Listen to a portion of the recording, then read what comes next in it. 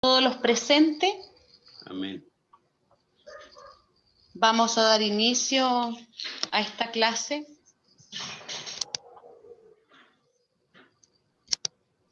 En el nombre del Padre, del Hijo y del Espíritu Santo, dando las glorias para Él. Amén. Amén.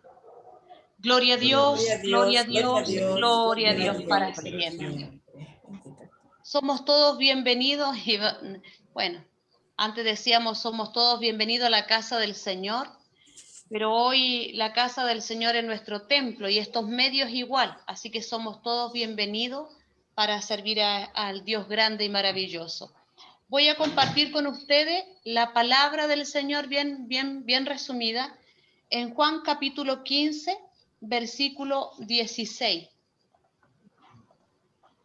¿Sabe que orando al Señor, Él me daba esta palabra y podía compartirla el otro día cuando me hacían la invitación para predicar en Unidas en Oración?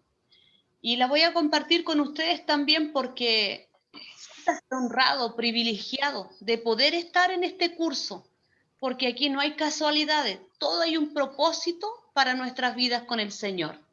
Y dice así: no me elegisteis vosotros a mí, sino que yo os elegí a vosotros y os he puesto para que vayáis y llevéis fruto, y vuestro fruto permanezca, para que todo lo que le pidierais al Padre en mi nombre, Él os lo dé. Amén. Da cuenta la honra, el privilegio maravilloso que tenemos. No es casualidad que estemos acá o en los caminos del Señor, porque Él tiene propósito para con nuestras vidas y tratemos de hacerlo lo mejor posible, no para engrandecernos nosotros, sino para engrandecer la obra del Señor y poder seguir sembrando la preciosa semilla del Evangelio de Cristo. Amén. Que el Señor nos bendiga. Le voy a pasar a mi hermano Ignacio para que él ya pueda continuar y pueda, pero antes vamos a comenzar con una oración y le voy a pedir a mi pastora Corita que ella eleve una oración y de ahí le entrega a mi hermano Ignacio. Amén. Amén. Mi amado Dios, agradecemos, Señor, primeramente el estar reunidos, Señor. También por su palabra, por este verso maravilloso que nos insta, Señor, a pedirte, Señor, con fe, con humillación, porque todo lo que pidiéramos a ti, Señor, nos decía que tú lo harás, Señor. Padre, te pido que bendigas este estudio que estamos realizando. Nuestros alumnos, Señor, permita darles el tiempo, Señor, para que puedan conectarse, para que podamos estudiar. Yo sé que a veces, Señor, tenemos muchas cosas encima, muchas cosas, Padre, pero vamos a seguir adelante con tu ayuda. Te pido que bendigas a mi hermano, Señor Ignacio, en esta tarde, Señor, le dirija como siempre lo has hecho, Señor. Bendiga a mi hermano Luis, a mi pastora, Señor, y a todos nuestros hermanos que aún faltan. Ojalá, Señor, en el transcurso de este momento puedan ir conectándose, Señor, y tengamos un maravilloso estudio, Señor, como los anteriores que hemos tenido. Te lo rogamos y te lo pedimos en el nombre de Jesucristo, nuestro Salvador. Amén y amén. Gloria a Dios. Gloria a Dios, gloria a Dios, gloria a Dios para siempre. Para siempre. Que el Señor nos bendiga, amén. Amén. Damos la Amén. bienvenida a todos al curso, a Marisol, que no lo había saludado también, pero ¿va en la micro, Mari, o ya llegó a la casa? Y más ratito nos va a responder. ¿Cierto? Que el Señor nos sea bendiciendo, qué rico poder vernos este año, y ya en el último curso del primer semestre, o del primer año en realidad. Así que felicitaciones a todos, porque si están aquí ya es porque han ido pasando varias brechas y estamos a puerta de terminar este primer año para partir, gracias al Señor, en el segundo.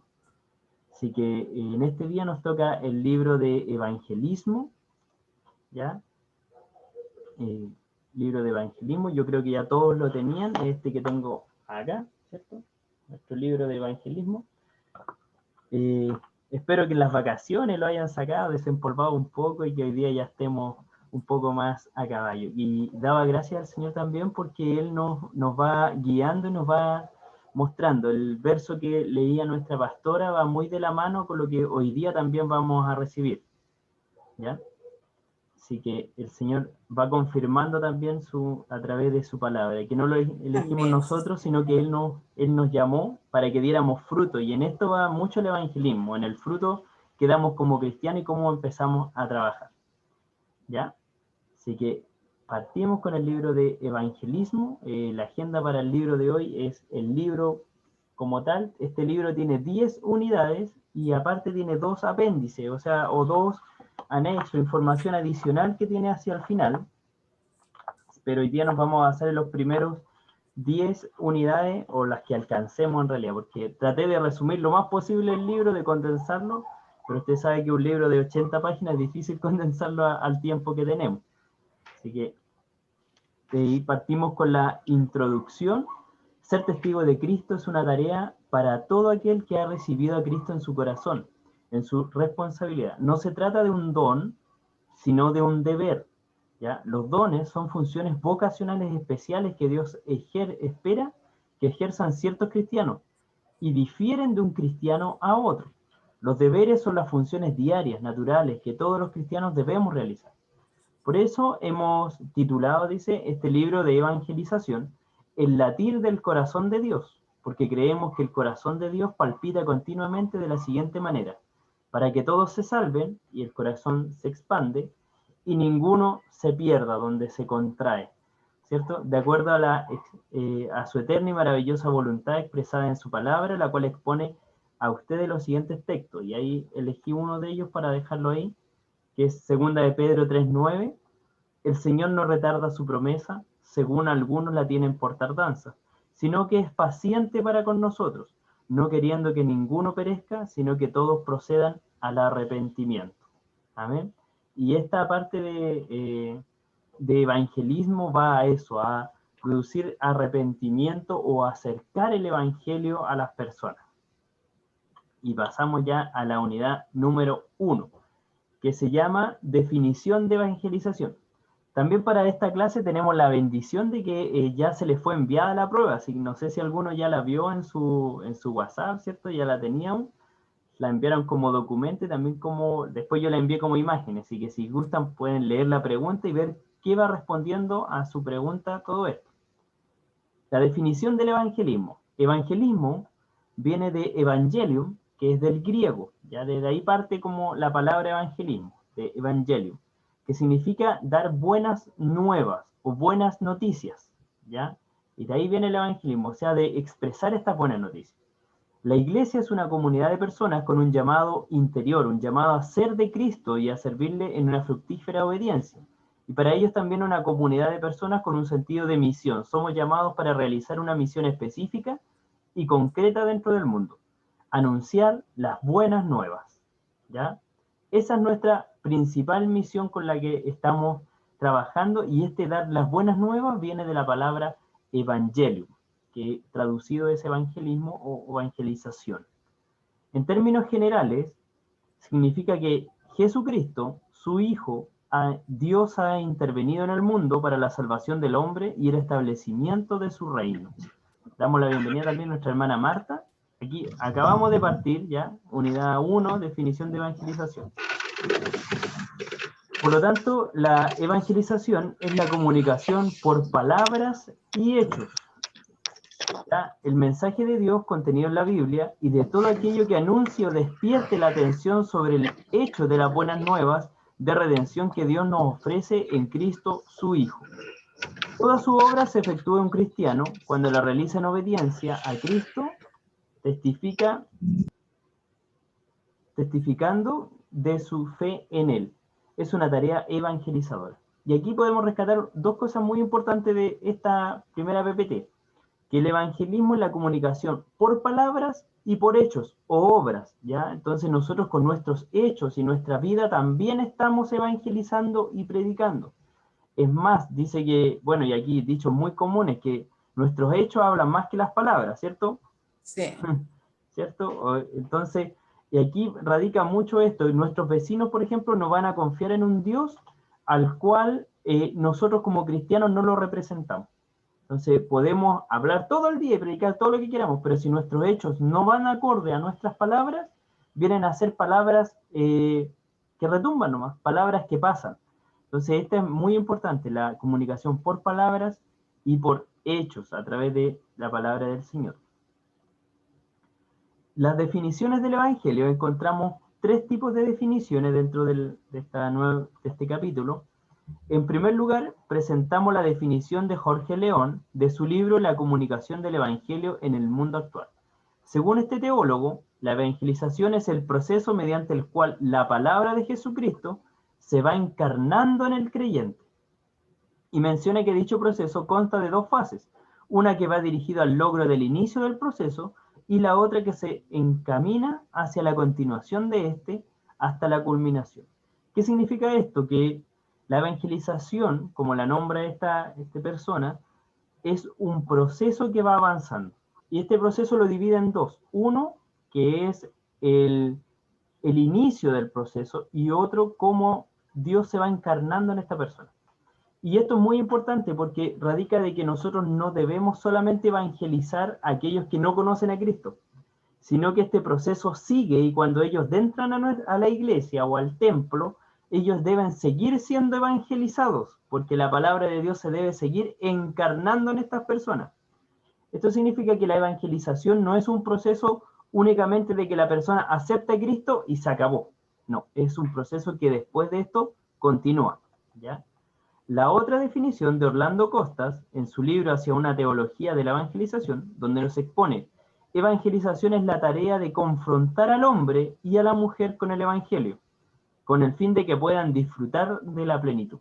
Decíamos destacar la frase, es la tarea de confrontar con el evangelio. Y esto es muy importante porque no es la confrontación de nosotros como predicadores o como personas que hablamos del evangelio contra otra persona. Lo que necesitamos hacer es que la presencia de Dios a través de su palabra impacte la vida. Y por eso es la confrontación del evangelio con las personas. No somos nosotros no vamos a una lucha ni a una pelea. Es Cristo quien va a confrontar la vida de las personas, es el que va a cambiar la vida de las personas y a través del Espíritu Santo sabemos que Él es el que redarguye de pecado. Nuestra tarea solamente es anunciar el evangelio. Y al anunciarlo tenemos que llevar este evangelio vivo a través de palabras, de obras, y como dice aquí, confrontándola a través de la palabra. La tercera definición que tomamos de evangelización, desafío de la iglesia, aquí se define la evangelización como la actitud de la iglesia por la que suscita y alimenta la fe, provoca la conversión y conduce a los hombres a la participación de los misterios de Cristo. Según esta definición, la evangelización es tarea de toda la iglesia y no de un grupo de personas especializadas o evangelistas.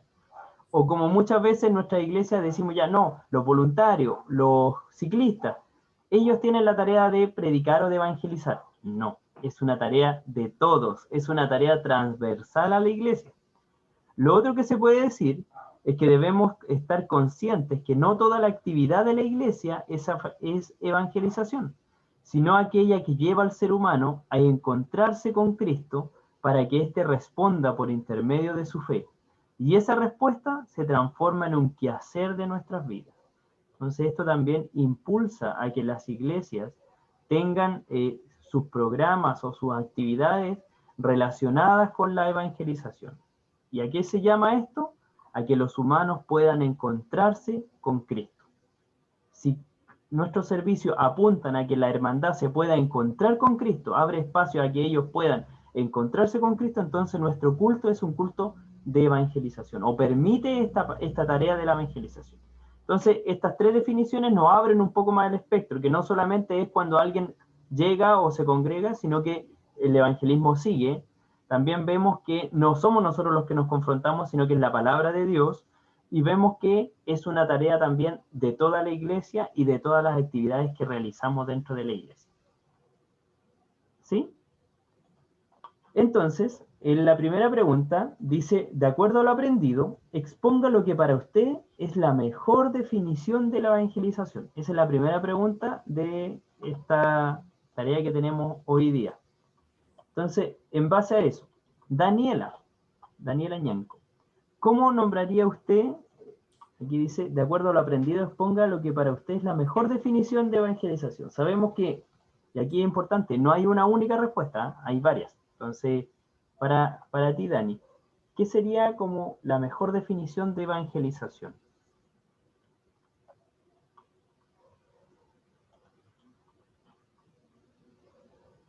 Oh, no te escucho. ¿Ahí me escuchas? Ahora sí. Ya. ¿De acuerdo a lo que se leyó o como opinión personal? Ambas. Bueno, tiene un poquito de todo con lo que se leyó. Ya. Esta es la segunda, que donde dice de Orlando Costa, como lo decías tú, la palabra confrontar igual es una palabra así como fuerte, claro. Pero hay que tratar de no quizás confrontar, sino de exponer, de expresarse de lo que siempre quizás se nos dice de una manera amorosa a las personas. Como también se dijo con nuestros hechos, yo creo que los hechos dicen mucho de ser, no sé si un ejemplo, pero de ser buenas personas, pero de verdad, de ser verdaderos ejemplos, o sea, de los pasos que seguimos de Jesús. Y como dice, la comunicación del Evangelio del mundo actual, según esta teoría de la evangelización, el proceso mediante el cual la palabra de Jesucristo va encarnando en el creyente. Mediante la comunicación verbal o los hechos va a ir transmitiendo una armonía, una paz quizás a la otra persona. En cuanto a lo que nosotros creemos que en este Cristo, que es un Dios de amor. Amén. Súper bien. Entonces ahí ya tienen ahora más información como para poder ver esto, que exponga para usted la mejor definición de evangelización. Sabemos que son las buenas noticias, ¿cierto? Y cómo estas se transmiten a cada uno de los creyentes. Después contamos con el siguiente capítulo, y aquí ya, si alguno tiene alguna duda, me avisa el tiro del capítulo 1 y si no pasamos al 2. ¿Estamos ok? ¿Dedito para arriba? ¿Estamos ok? ¿Sí? Continuamos. Comunidad número 2. Bases bíblicas de la evangelización. O sea, la evangelización no nace porque sí, sino que nosotros tenemos una base y es la palabra de Dios, ¿cierto? Nosotros todo lo vemos a raíz de la palabra de Dios y ella es la que nos traduce lo que es bueno, lo que no, porque es lo más cercano que tenemos a la presencia de Dios, ¿cierto? Adicional a su Espíritu Santo que nos guía cada día. Entonces, la base bíblica es, comúnmente aceptamos como válido el hecho de que evangelizar es un tema casi exclusivamente del Nuevo Testamento, pero no es así. Pero la verdad que el compartir la buena nueva es un tema de toda la Biblia, así como muchas veces hablamos de que Jesucristo y el plan divino lo encontramos solamente en el Nuevo Testamento, pero no, es un plan que se forma desde antes de la creación del mundo, o sea, desde el Antiguo Testamento en adelante. Dios no es un bombero que reacciona cada vez que hay un incendio y corre a ir a apagarlo. Me gustó mucho esta analogía. Dios no es sorprendido por los eventos que tenemos. Él lo sabe todo desde siempre, por lo tanto Dios no anda improvisando o cambiando planes para adaptarla a las nuevas circunstancias. No es como nosotros que ocurre algo inesperado y vamos para poder solucionarlo. El Señor ya tiene todo esto. Por eso es un plan divino. Y este plan, como aparece aquí las referencias bíblicas, y si ahí en la unidad 2 pueden ir a ver el detalle de cada una de ellas, el plan de Dios parte con la creación del hombre. Y esto lo vemos reflejado desde el Génesis 1 hasta el Génesis 11. Del Génesis 1 al Génesis 3 podemos ver cómo Dios crea al hombre para que el hombre enseñoree en aquel lugar, para que el hombre pueda ser pleno. Y cuando me refiero al hombre, en realidad es a las personas, a este matrimonio que coloca esta unión de personas, a Adán y a Eva, ¿cierto? Para que se relacionen con él. Pero aquí vemos la primera caída de parte del hombre, en este caso, o de la humanidad, donde se rebelan contra Dios, o caen de la presencia de Dios, ¿cierto? Y todo eso se ve reflejado entre el Génesis 1 al 11. Pero el plan de Dios en la creación ya era la base de la evangelización. ¿Y cuál es esta? La relación de Dios con el hombre. Porque en el principio, ¿cuál es la imagen perfecta de Dios? Es que Él quiere colocar al hombre en un lugar y que tenga una perfecta comunión con Él. Entonces, desde el principio vemos esta base, que hoy día también es la que nosotros esperamos que cuando un cristiano llegue a la iglesia, o cuando un cristiano conozca a Cristo, pueda tener esta comunión con Dios, ¿cierto? Esa es la base final. vemos que esto sigue avanzando. Después dice, el plan de Dios en la creación de Israel. Como ya esta humanidad ya había caído, entonces Él se hace de un nuevo paso, de Abraham. Y en Abraham le dice, y en ti serán benditas todas las naciones de la tierra.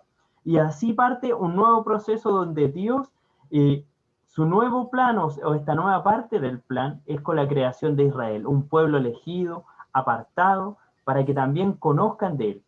Y con todo esto también nos iba dando una lección en el tiempo, que después llegamos a Dios en el ejemplo de Jesús, porque a través de todo esto, sabe también lo que hace Dios, nos muestra a nosotros humanos, nos dice, miren, yo los creé a ustedes, los coloqué en un lugar de privilegio, les di todo lo que querían y ustedes prefirieron hacer su propia voluntad. Después me hice de un pueblo, para que ese pueblo fuera santo y me adorara. Y aún así, este pueblo dejó mis líneas y se alejó de mí. Y aquí viene y dice, pero yo tengo a mi Hijo Jesucristo y ya no hay más remisión. Y esto es para que nosotros podamos conocer, identificarnos que nosotros como humanos no podemos alcanzar la salvación por nosotros. Ya hemos tenido muchas oportunidades, pero no está en nosotros, sino que es por la gracia de Dios que somos salvos. Y esto es muy importante. El plan se revela totalmente o abre su telón, por decirlo así, a nuestra vida cuando aparece Jesucristo. Mientras Jesús estuvo en la tierra, enseñó con su ejemplo la tarea que iba a ser encomendada a sus discípulos. El evangelizar fue su modo de vida. O sea, él no vivió de otra forma, sino que su vida fue entregada a las ovejas perdidas de su Padre. ¿Cierto? En Mateo 9:35 nos dice que recorría Jesús todas las ciudades y aldeas, enseñando en las sinagogas de ellos y predicando el evangelio del reino y sanando toda enfermedad y toda dolencia del pueblo. ¿Ya? Jesús tenía una visión evangelizadora. Nos dice lo siguiente, y al ver las multitudes tuvo compasión de ellas, porque estaban desamparadas y dispersas, como ovejas que no tienen pastor. Entonces dijo a sus discípulos, a la verdad la mies es mucha, mas los obreros pocos. ¿Cierto? Jesús denunció y anunció la necesidad de evangelizar. También en Mateo nos dice, entonces dijo a sus discípulos, a la verdad la mies es mucha, mas los obreros pocos. Rogad pues al Señor de la mies que envíe obreros a su mies. Y Jesús actuó como un equipo de 12 hombres. Y con esto también nos demuestra este proceso de la evangelización. Y nos abre las puertas, no solamente nos enseñó cómo, sino también nos dio ejemplos claros de que en este grupo estaba compuesta por gente de toda clase social, entre sus apóstoles. Y recuerden que aparte de los apóstoles, había más gente que lo seguía. De hecho, cuando él envía a predicar de 2 en 2, dice que fueron 70. Y después cuando encontramos el día de Pentecostés, dice que habían muchos más, alrededor de 500 personas, que después se fueron yendo y finalmente quedaron los 120. Entonces vemos que Jesús también se batía de muchas personas, pero todo este grupo estaba compuesto de distintas clases sociales, culturales, etc. Este grupo estaba compuesto por personas de diferente carácter y origen. Y aquí nosotros, que obviamente vivimos y estamos dentro de una comunidad, también nos damos cuenta que nuestras iglesias son así. Tenemos gente de distintas clases sociales, de distintas culturas, de distintos caracteres y de distinto origen. Y esto hace que su accionar también sea distinto. El plan de Dios en las órdenes de Jesús. Jesús da la orden de discipular y establecer iglesias donde administrar los sacramentos, según la encontramos en lo expuesto en Mateo 28. Y Jesús se acercó y les habló diciendo, toda potestad me es dada en el cielo y en la tierra. Por tanto, id y haced discípulos a todas las naciones, bautizándoles en el nombre del Padre, del Hijo y del Espíritu Santo, enseñándoles que guarden todas las cosas como os he mandado. Y aquí yo estoy con vosotros, todos los días, hasta el fin del mundo. Amén. La visión de Jesús en cuanto a lo que necesitarían sus discípulos en la tarea de evangelización mundial, la encontramos con claridad en Hechos 1:8. Y les dice, pero recibiréis poder cuando haya venido sobre vosotros el Espíritu Santo. Y me seréis testigos en Jerusalén, en toda Judea, en Samaria y hasta lo último de la tierra. Entonces, aquí vemos que Él nos enseña cómo, nos muestra el camino cómo con su accionar, ¿cierto? Que lo podemos leer en los evangelios, y también después deja órdenes expresas de qué es lo que hay que hacer con este evangelio, con esta nueva noticia, ¿cierto? Y nos muestra cómo nosotros de aquí en adelante tenemos que ser testigos de él, y que cómo lo vamos a hacer a través del poder del Espíritu Santo, ¿cierto? Que no estamos solos en esta tarea, sino que por el contrario, estamos a través de él, y él es el que nos guía, y él es el que mueve su iglesia. El plan de Dios a través de la iglesia. Ahí sí.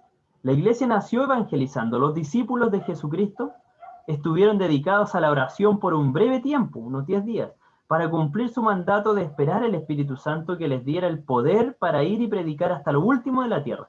El primer sermón que nos consta se encuentra en Hechos 2, y fue claramente un mensaje evangelístico cuyas características siguen teniendo vigencia. La misión de la iglesia no solo se realizó en forma personal, sino que además fue alentada a través de las cartas a las iglesias, como lo muestra Romanos, a los griegos y a los no griegos, a sabios y a no sabios. Soy deudor, así que en cuanto a mí, pronto estoy a anunciar el evangelio también a vosotros que estáis en Roma. Aquí vemos un verso de Romanos 1, escrito por el apóstol Pablo. Y el cumplimiento final del plan de Dios lo podemos encontrar en Apocalipsis 5, 9 al 10. Y esta parte es maravillosa porque nos dice, y cantaban un nuevo cántico, diciendo, digno eres de tomar el libro y de abrir sus sellos, porque tú fuiste inmolado, y con tu sangre nos has redimido para Dios, de todo linaje y lengua y pueblo y nación, y nos has hecho para nuestro Dios reyes y sacerdotes, y reinaremos sobre la tierra. Esta es la promesa que vislumbró Juan, ¿cierto? En esas visiones que el Señor le mostró de cómo iba a ser este día postrero.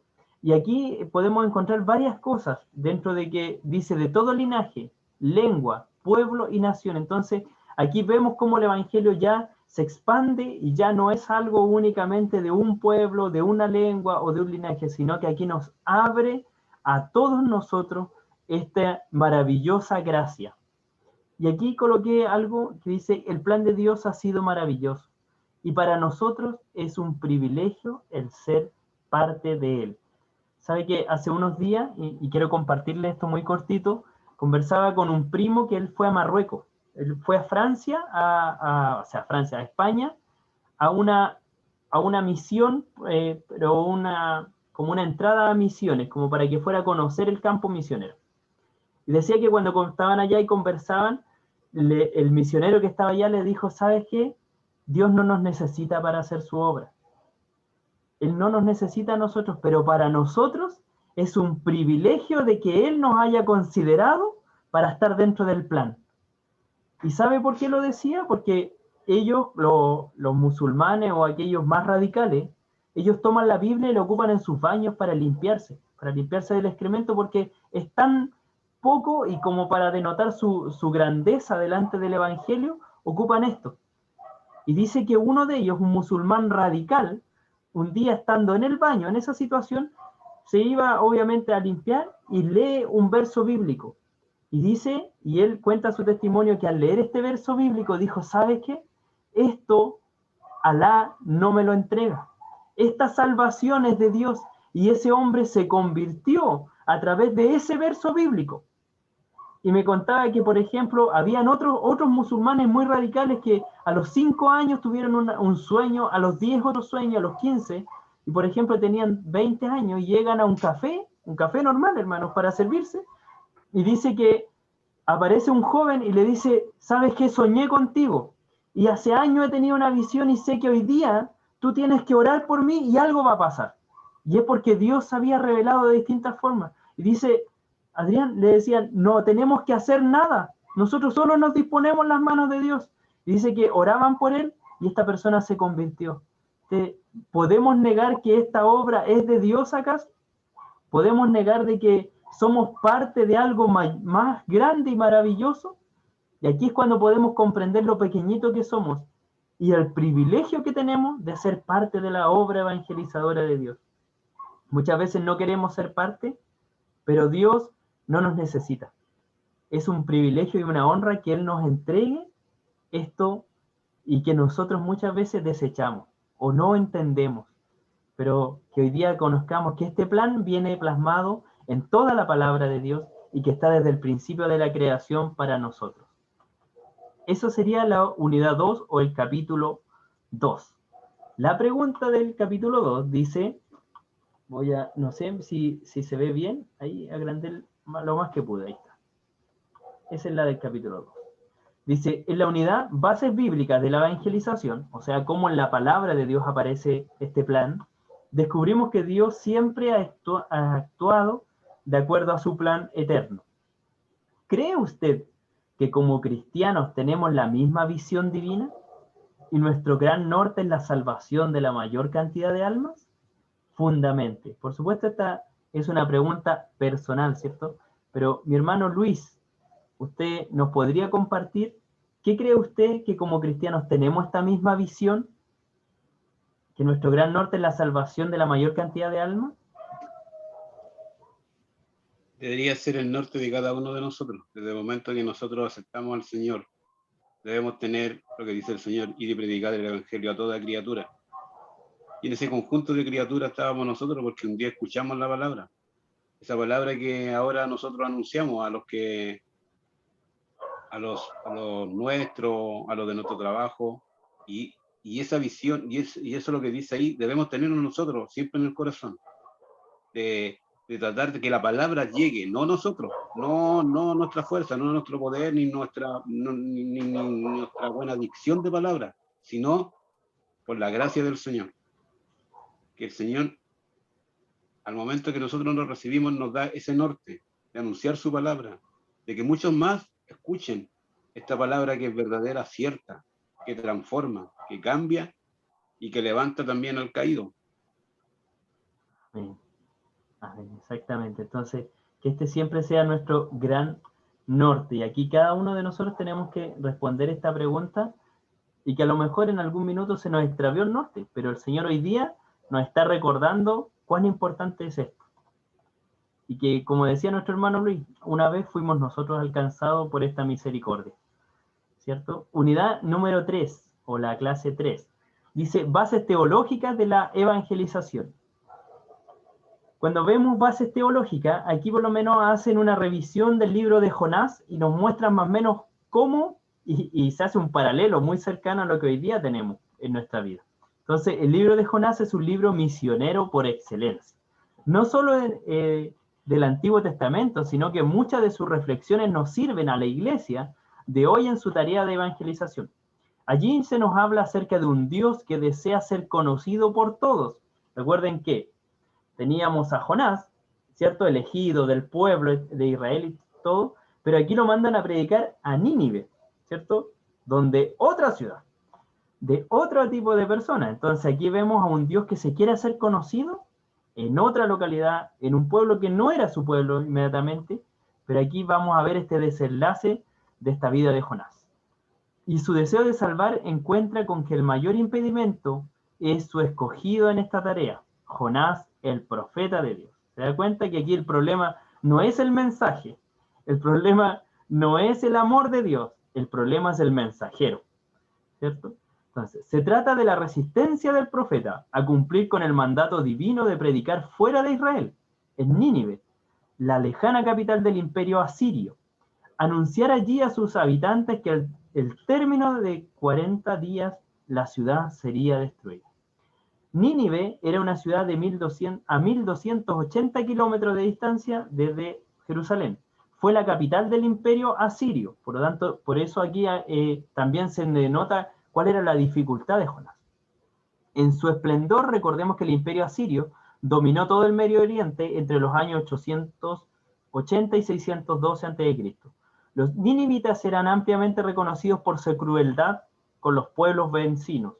Se dice que en la entrada de esta gran ciudad solían exhibirse en diversas estacas las cabezas decapitadas de sus enemigos, como un aviso de no entrar. Nínive también, o este pueblo asirio, acuérdense de que fueron los que tomaron cautivo a gran parte de Israel. También mataron a muchos y esclavizaron a muchos. Entonces, obviamente, Jonás tenía todo ese resentimiento con ellos.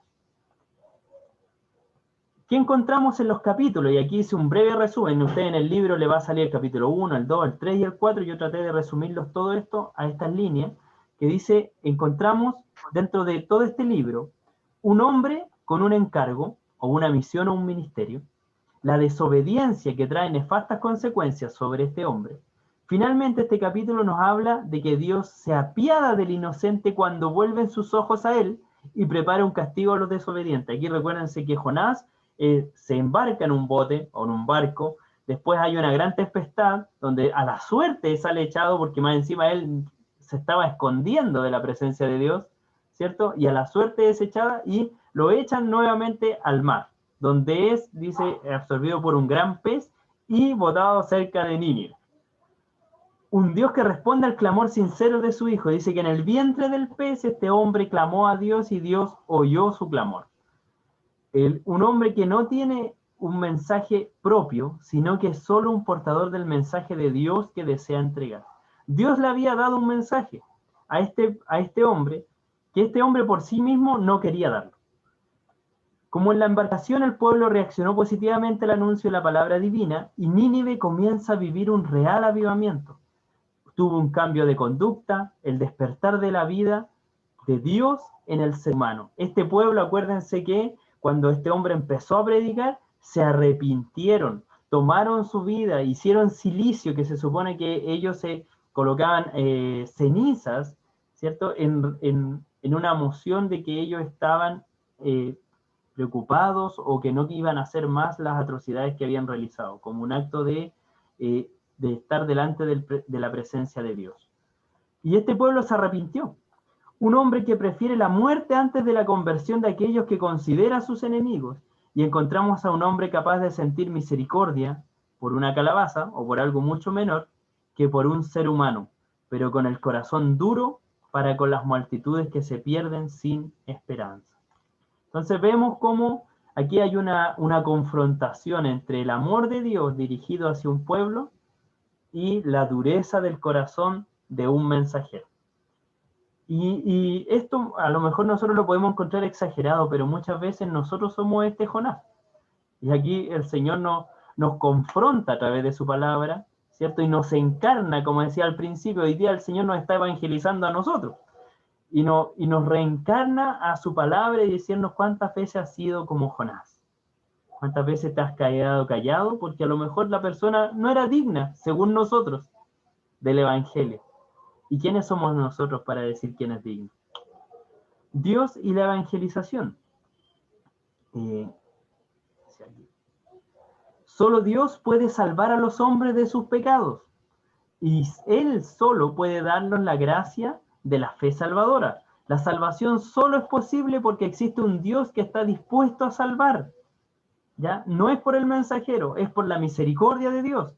Dios es un Dios que en su disposición desea salvar a todos los seres humanos, aún a los más malvados. La voluntad de Dios es alcanzar con su salvación a toda la humanidad, sin distinción de raza, edad, sexo, ni condiciones económicas, sociales, nada. Esta obra redentora es realizada en y a través de Jesucristo, quien nos ha dejado el Espíritu Santo libre sobre la faz de todo el mundo.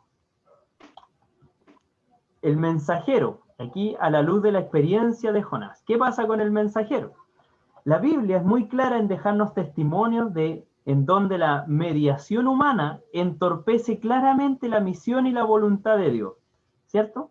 Lo vemos claro en el ejemplo de Jonás, lo vemos claro en Pedro, por ejemplo, cuando Jesucristo quería volver a Jerusalén y él le dice, no, Señor, ¿cómo se te ocurre volver a ese lugar donde te quieren matar? Y ahí el Señor lo reprende y le dice, aléjate de mí, Satanás, me eres estorbo. ¿Cierto? Y así lo vemos en distintas circunstancias. Una hermosa, a la luz la Biblia muy clara en estos testimonios, como en una hermosa forma pedagógica de enseñarnos y advertirnos para que nosotros no cometamos los mismos errores en nuestra vida y en el cumplimiento de la gran tarea de la Iglesia. Los sentimientos humanos afectan el desarrollo y éxito del trabajo de evangelización de la Iglesia. Nuestros propios sentimientos, nuestros pensamientos humanos muchas veces nos alejan de este trabajo de la evangelización. Muchas veces nos resulta muy fácil expresar nuestro amor solidario en medio de un pequeño grupo de personas más cercanas y conocidas que aquellas personas que no conocemos. Nos olvidamos que Jesús nos manda a amar incluso a nuestros enemigos, ¿cierto? Y de hecho ahí Jesús hace un hincapié y le dice, ¿y qué ganancia tiene el amar a nuestros seres queridos? ¿No es mejor, dice, amar a nuestros enemigos? También hoy día, y a muchas personas sumidas en el individualismo y egoísmo, les resulta más fácil amar a sus mascotas que a otro ser humano.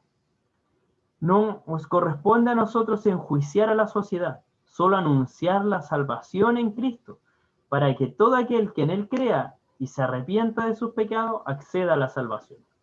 La tarea de evangelización es entorpecida y estorbada a causa de las excesivas cargas ideológicas de los mensajeros. ¿Y aquí a qué se refiere?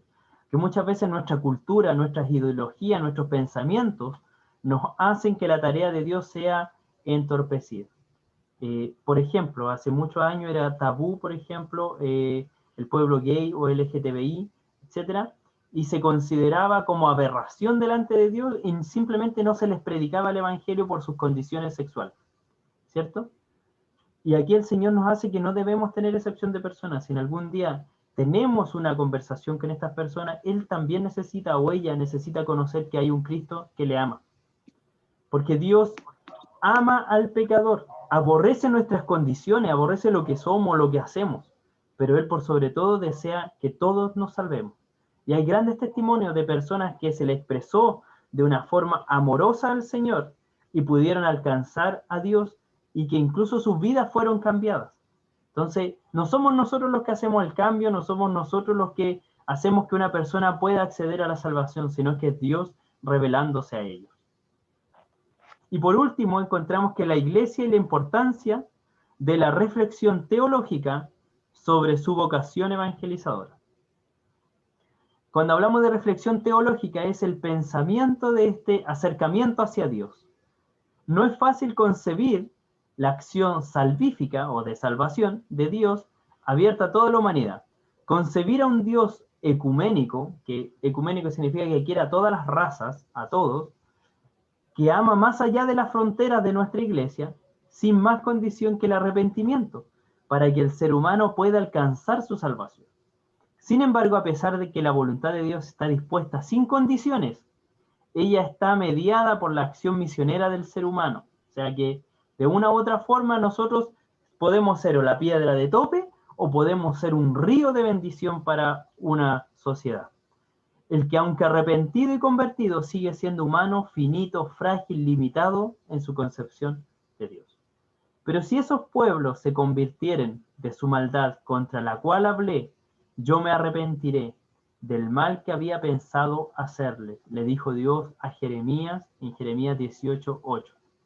También encontramos en Ezequiel algo que habla Dios y dice, ¿quiero yo la muerte del impío o del pecador? Dice Jehová el Señor, ¿no vivirá si se apartare de sus caminos? Echad de vosotros todas vuestras transgresiones con que habéis pecado, y haceos de un corazón nuevo y un espíritu nuevo, porque moriréis, casa de Israel, porque no quiero la muerte del que muere, dice Jehová el Señor, convertíos, pues, y viviréis. O sea, siempre dando esta opción. Si te arrepientes, eres salvado.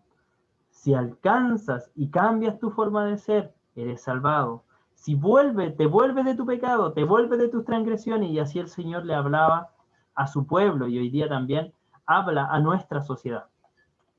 Y con eso damos por terminado la unidad 3, o el capítulo 3. Y la pregunta dice, en la unidad Bases Teológicas de la Evangelización, la experiencia jonina, o de Jonás, ¿ya?, nos hace reflexionar seriamente en la cosmovisión del profeta que entorpecían la tarea encomendada divinamente.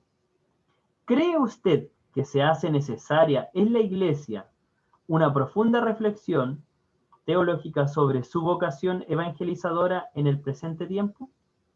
O sea, ¿creemos nosotros que es necesario hacer este tipo de reflexión? A lo mejor hacer este mismo ejemplo de Jonás en nuestras iglesias, para que nuestra hermandad pueda conocer la vocación evangelizadora en este tiempo.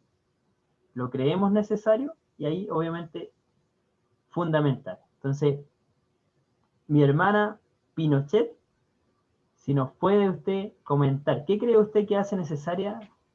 ¿Cree que es necesario hacer esta reflexión teológica en estos días sobre la vocación evangelizadora? Hola, buenas noches a todos. Hola, hola Nico. Yo creo que en estos tiempos sí podría ser necesaria un poco de teología entre nosotros, porque si bien es cierto la palabra nunca pasa, ¿cierto? Pero los tiempos van cambiando y necesitamos tener respuestas a los hechos que estamos viviendo ahora. Porque si usted pregunta a alguien sobre, no sé, sobre todo los más ancianos en la iglesia, la teología a ellos les asusta. Es como que no es de los cristianos. Pero tenemos que mezclar la teología con esa palabra de Dios que viene hacia nuestras vidas. No quedarnos solamente tampoco en la teología, sino que debemos usarla para el bien. Y como en estos momentos estamos en el evangelismo, usarla para llegar a la gente, por ejemplo, porque de repente no sabemos, no tenemos los conocimientos, erramos igual un poquito en nuestras palabras, en nuestros hechos, como decía al principio. Uno predica primeramente ahí, pues. Entonces hay muchas veces que se necesita un poquito más de teología, y siempre es importante escudriñar las escrituras. Amén, así es. ¿Sabe que esto es muy importante? Muchas gracias, Nicole. Es muy importante lo que dice, y de repente cuando nosotros hablamos de teología, como que todos dicen, no, como que eso no es de nosotros.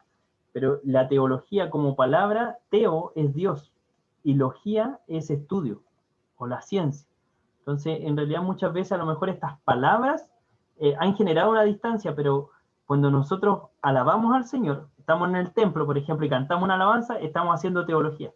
Cuando un hermano predica, está haciendo teología, está haciendo ciencia y estudio de la palabra de Dios o de Dios. Entonces, de repente a lo mejor es bueno, con aquellos hermanos, como dice, a lo mejor más ancianos o lo que sea, comentarle de que finalmente este es un estudio para conocer más de Dios. No necesariamente algo que nos va a alejar o que nos va a enfriar, sino que al contrario. Y por eso, desde el principio, ¿se acuerdan los primeros capítulos que decíamos que es muy importante que esto siempre sea acompañado de oración, para que Él nos vaya revelando, para que Él nos vaya guiando, y siempre acompañado de la lectura de la palabra, porque ella va a ser la que nos va a centrar. Si no, van a ser ideas, ¿no? Pero la palabra de Dios va a ser la que nos va a aterrizar y nos va a dar un piso sólido para poder seguir estudiando. Amén. ¿Alguna consulta con la clase 3? Seguimos con la unidad 4. Ustedes me dicen, dedito para arriba, seguimos. ¿Sí? Ya, continuamos. Unidad número 4, clase 4. La iglesia y su misión evangelizadora. ¿Cierto? Ya vimos qué significa evangelismo, vimos las bases bíblicas, vimos ahora cómo funciona, y ahora la iglesia y su misión. Tenemos aquí, nos muestra varios puntos, 4 si no me equivoco, y dentro de eso tenemos el primero. El 4.1, la naturaleza de la iglesia. La naturaleza de la iglesia surge de su mismo nombre, iglesia.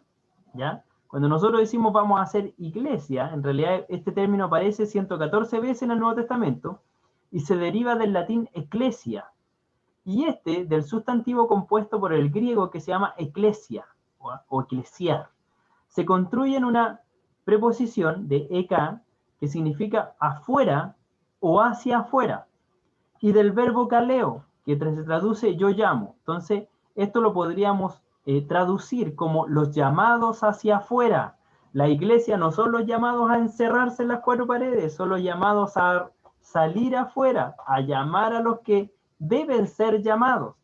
De hecho, recuerden que la oración de Jesucristo era que Él añada a la iglesia los que habían de ser salvos, ¿cierto? Y en la oración sacerdotal que se hace en Juan 17, Él le dice, Señor, yo te pido que no los saques del mundo, sino que los libres del mal, ¿cierto? Cuán importante era para Él que dice, y que seamos uno, como tú y yo somos uno, o sea, que la iglesia sea una con Dios, que la iglesia sea una con Cristo. Entonces, aquí vemos la iglesia, que dentro de su naturaleza viene esta misión evangelizadora. O sea, la iglesia no puede ser una iglesia que no evangeliza, porque si no, no sería iglesia. ¿Ya? La iglesia es los llamados hacia afuera. O sea, nosotros, y es verdad, necesitamos una base, y más adelante lo vamos a ver, pero la iglesia está llamada a ir hacia afuera, a ir a buscar. Y aquí nos deja muy claro también la promesa o las 99 ovejas, ¿cierto? Esta misión sacerdotal o pastoral de Jesucristo cuando dice, dejó las 99 y fue a buscar a la que se había perdido. ¿Y por qué lo hace? Porque a la iglesia esa es su misión. Tenemos que ir a buscarla, tenemos que traerla, tenemos que sanarla, curarla e ir a buscar más. ¿Ya? 4.2 dice, el ejemplo de Jesús. Que el ejemplo de Jesús podemos resumirlo de acuerdo a lo expuesto por Mateo 4.23, con 3 gerundios. Mateo resume el ministerio de Jesús, dice, enseñando, predicando el evangelio del reino y sanando toda enfermedad y dolencia del pueblo. Aquí obviamente el libro se expande un poco más, pero lo importante de esto era el ejemplo de Jesús. Jesús primero que todo iba predicando, o sea, salía a predicar, no quedaba encerrado, no. Él salía, abría hacia la predicación. Segundo, enseñaba. O sea, predicaba y enseñaba. ¿Para qué enseñaba? Para que ellos también pudieran ir a predicar a otros lugares y así se expandiera. Y por último, sanaba toda enfermedad y toda dolencia. Miraba al ser humano como un ser integral. No lo miraba como un alma solamente que salvar, o como un pobre al cual alimentar, o un enfermo al que sanar. Miraba una persona en toda su condición. Así también deben ser nuestras iglesias. Mirar a las personas, por sobre todo a las personas, como seres integrales, como personas. Tenemos hambre, tenemos sed, tenemos frío, tenemos necesidades, tenemos problemas, tenemos falta de Cristo, etc. Entonces, cuando llega una persona a nuestra iglesia, es todo este conjunto de cosas. No podemos solamente acercarnos con la salvación. Es todo esto. Cristo nos enseñó a mirar todas las personas en su contexto completo, como individuos integrales. 4.3, los mandatos de Jesús. En vida nos dijo, esto comprende predicar, sanar y liberar, lo vemos en Mateo, y después de la cruz nos deja un sinfín de versos donde dice que tenemos que salir y hacer discípulos en el nombre de Jesucristo, bautizándoles, ¿cierto? En el nombre del Padre, Hijo y Espíritu Santo. Entonces, y aquí también nos muestra que la misión de la iglesia es salir, expandirse, conocer, que hasta los confines de la tierra sea conocida la palabra de Dios. En el 4.4 dice el desarrollo de la iglesia de los hechos. Las palabras proféticas de Cristo en Hechos 1.8 nos proveen de un excelente bosquejo para entender la dinámica misionera del libro de Hechos. Pero recibiréis poder cuando haya venido sobre vosotros el Espíritu Santo. Me seréis testigos en Jerusalén, en Judea, en Samaria y hasta lo último de la tierra. Cuando se dicen estas palabras, Jerusalén era el núcleo, el cerco. Después viene Judea, y después viene Samaria, y después hasta los confines de la tierra. Y esto lo podemos ver exponencialmente en todas nuestras partes. Lo podemos ver en nuestro núcleo familiar, que si nosotros somos parte del cuerpo de Cristo, primero evangelizamos en nuestra casa, en nuestra familia, en nuestros amigos y amistades, y en todos los demás. Lo podemos ver en un contexto de iglesia. Primero, por ejemplo, nuestra pastora Elizabeth, primero predica en Santa Ana, en sus pasajes. Después va a las villas más cercanas, y después sale a otras comunas, y después Santiago, y después el país entero. Entonces, el Señor siempre nos da una Jerusalén, que es donde partimos. Pero también siempre nos deja una meta muy larga de alcanzar, que es hasta lo último de la tierra. O sea, nos dice, oye, aquí parte, pero allá está el fin. Y ahí nos deja una tarea muy grande. El Señor nos deja, nos abre una posibilidad gigante, no nos dice, se cierra aquí, no nos dice, en ninguna parte de la Biblia usted va a encontrar cuando usted ya le predique a uno, está listo. Jamás, jamás, es una tarea de por vida. La iglesia comienza con el derramamiento del Espíritu Santo en Pentecostés. Este fue el cumplimiento de una promesa y la razón por la que los discípulos han estado esperando en Jerusalén. Por lo tanto, la iglesia y su misión evangelizadora también nace del poder del Espíritu Santo, porque es Dios quien obra, no somos nosotros. El desarrollo evangelístico y misionero se refleja por todo el libro de Hechos. El ministerio apostólico de Pablo también lo relata completamente en sus cartas, en su enunciado, en sus viajes. La visión misionera de Pablo siempre tenía su mira más allá de los confines de la extensión del Evangelio. Él no estaba dispuesto a olvidar en los lugares donde estaba trabajando las oportunidades para llegar a las regiones más lejanas, el objetivo de la misión de la iglesia. Hasta ahora hemos visto el papel decisivo de la iglesia en el cumplimiento de la gran comisión de Cristo, pero ¿cuál es el objetivo específico de la obra misionera? Algunos piensan que la tarea se ha cumplido cuando se termina de predicar en un lugar, y no es así. El objetivo no es predicar. Hay otras preguntas que se tienen que contestar. ¿Cuál es el producto final? ¿Y cómo sabremos que la evangelización ya se ha realizado entonces? El siguiente tema nos ayudará a contestar todas estas preguntas. Partimos con la evangelización. Se sigue con el discipulado. Después partimos levantando iglesias. Y el esquema formidable de crecimiento lo podemos ver en este cuadro que se nos resume Hechos. Dice, por ejemplo, partieron en Hechos 1:15, en el aposento alto 120 personas con el derramamiento del Espíritu Santo. Ahí mismo se levanta Pedro y empieza a predicar, ¿cierto? Y en esa predicación se convierten, en la predicación del día de Pentecostés, 3.000 por la predicación de uno. Después viene en Hechos 3, del 1 al 4, y Hechos dice la curación del cojo en la cárcel, y después hay una predicación nuevamente de 5.000 salvos.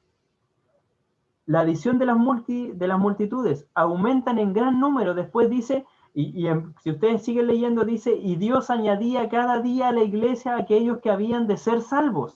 O sea, cada día se expandía. Después hay una multiplicación y se necesitan discípulos que ya no están sumando, multiplican. Los cristianos multiplicamos, no sumamos, somos multiplicadores. Multiplicación de iglesias, ya no solo de discípulos. Partieron siendo discípulos, después generaron iglesias, se empezaron a multiplicar, ahora son muchas iglesias.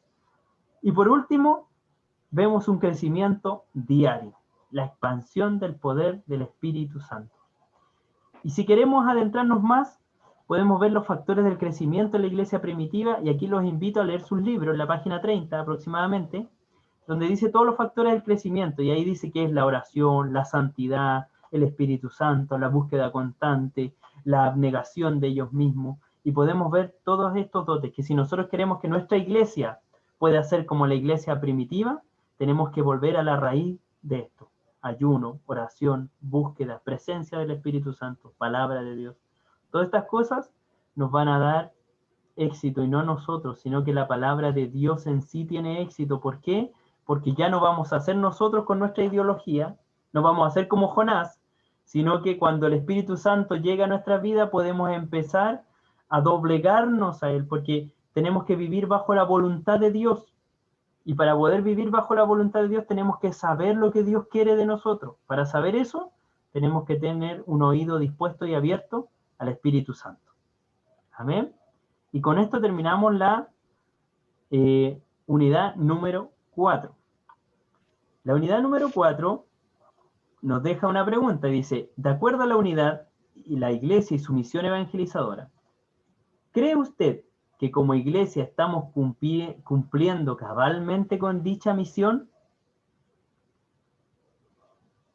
Fuerte pregunta, ¿cierto? ¿Cree usted que como iglesia estamos cumpliendo cabalmente con dicha misión? Nosotros los llamados hacia afuera. Mi pastora Elizabeth nos puede, cuál sería su respuesta a esto.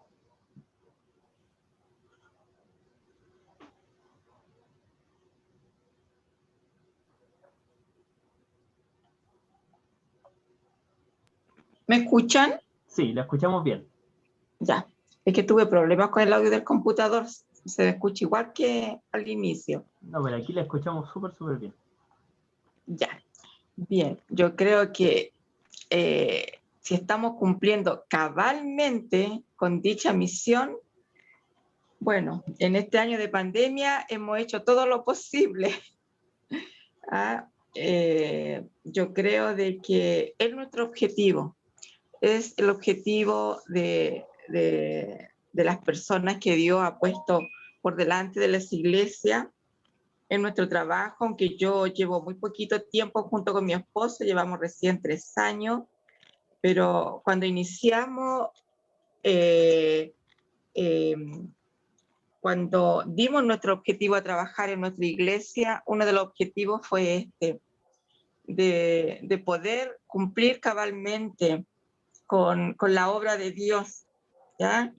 Y recuerdo que en esa oportunidad nos dirigimos especialmente a los niños, porque los niños están en crecimiento. Entonces uno dedicando estudio a los niños va a tener grandes predicadores el día de mañana, grandes profesores, grandes evangelizadores. Yo espero, mis hermanos, que podamos estar cumpliendo cabalmente con esto de la misión evangelizadora, porque es nuestra responsabilidad, es lo que, para eso hemos sido llamados al evangelio. Como mi hermano Luis decía anteriormente, ir y predicar mi evangelio a todo el mundo. Y primeramente, poder evangelizar nuestra iglesia, nuestros jóvenes, nuestros niños, las dorcas, los voluntarios, ¿verdad? Para así poder crecer y expandirnos hacia afuera, porque, y sin miedo, como Jonás vemos que ahí tuvo miedo, pero estando con el Señor todo es posible. Así es. Yo recuerdo un consejo que me dio mi mamá cuando yo era joven, porque cuando uno es joven siempre es muy temerosa o está mirando lo que sucede dentro de la iglesia y eso nos puede hacer caer. Y ella me dio un consejo muy sabio que me dijo, hija, usted pase lo que pase dentro de la iglesia, vea lo que vea, usted tiene que mirar al Señor por sobre todas las cosas. Y ese consejo me ha servido a lo largo de toda mi vida, Por eso he seguido y he podido evangelizar sin hacer acepción de persona, sin hacerlo. De hecho, tengo un testimonio muy hermoso de un amigo que fue uno de mis mejores amigos en mi juventud, y él era homosexual. Y yo lo amaba con todos sus defectos y virtudes, como todo ser humano, como los míos también. Y gracias a Dios que ahí se pudo evangelizar y hubo un cambio de vida. Entonces, evangelizar no es solamente ir a los días domingos a predicar a la calle, sino que es una palabra que nos conlleva a evangelizar en todo momento, en toda ocasión y a toda persona, no mirando su condición, su naturaleza, si estamos de acuerdo o no estamos de acuerdo con ello, ¿verdad?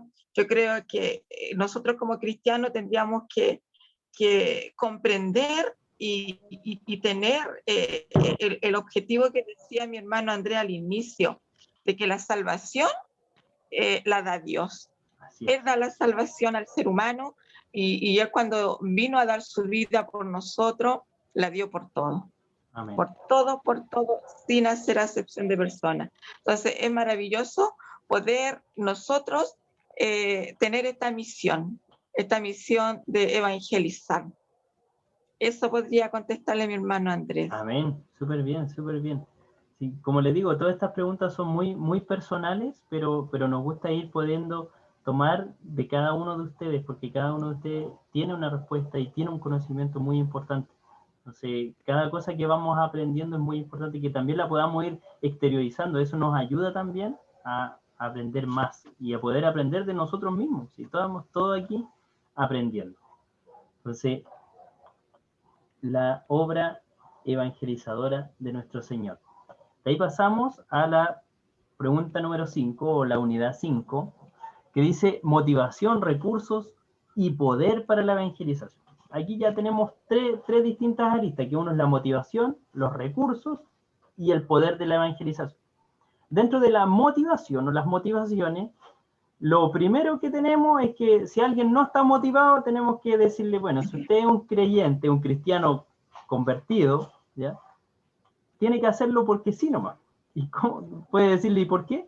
Porque así nos es mandado. Así de simple. En la obediencia de la Gran Comisión se encuentra el propósito por el cual la iglesia fue formada. El apóstol Pedro así lo explica, dice, más vosotros sois linaje escogido, real sacerdocio, nación santa, pueblo adquirido por Dios, para que anunciéis las virtudes de aquel que os llamó de las tinieblas a la luz admirable. ¿Cierto? Qué maravilloso. Y muchas veces este versículo es muy predicado y se da énfasis en que somos escogidos, en que somos real sacerdocio, nación santa, y todos nos sentimos bien y conmocionados. Pero se nos olvida la segunda parte, dice, ustedes son todo esto. ¿Para qué? Para que anunciéis las virtudes de aquel que nos llamó. ¿Cierto? Para poder dar a conocer todo esto. Sí, ahora eres nación santa. ¿Para qué? Para que otros también puedan alcanzar. Ahora eres un escogido. ¿Para qué? Para que otros puedan ser escogidos. Ahora eres un pueblo adquirido por Dios. ¿Para qué? Para que otros también puedan ser adquiridos por Dios. Segundo, el amor al prójimo, la necesidad en que se encuentra. Toda la Escritura nos amonesta e incita el amor, primeramente a Dios y sin medida alguna, pero también nos manda a amar a nuestro prójimo. Amarás a tu prójimo como a ti mismo. Si nosotros hemos alcanzado una salvación tan grande y amamos a Dios, debemos amar a nuestro prójimo. Y nuestro prójimo necesita conocer de esta salvación tan grande. 3. La convicción plena de que Cristo es la respuesta a las necesidades del hombre. En Jesucristo el remedio divino para la condición del hombre. Es quien venció a la muerte, el único que tiene el poder para darnos vida cuando estamos muertos en delito y en pecado. Cuando éramos incapaces de salvarnos por nuestra propia fuerza, Él nos dio vida, solo por gracia. Y aquí podemos ver y podemos incluso ahí adentrarnos a nuestra misma vida antes de conocer a Jesucristo. Es decir, cómo éramos antes y cómo hemos cambiado a través de la obra de gracia de Dios. O sea, la respuesta a nuestra necesidad, a nuestra falta de Dios, solamente la podemos alcanzar a través de Jesucristo. Y el pronto retorno de Cristo. Hemos mencionado que la principal tarea de la iglesia, ¿sí? ¿Me escucha? Sí. Sí. La principal tarea de la iglesia es la evangelización.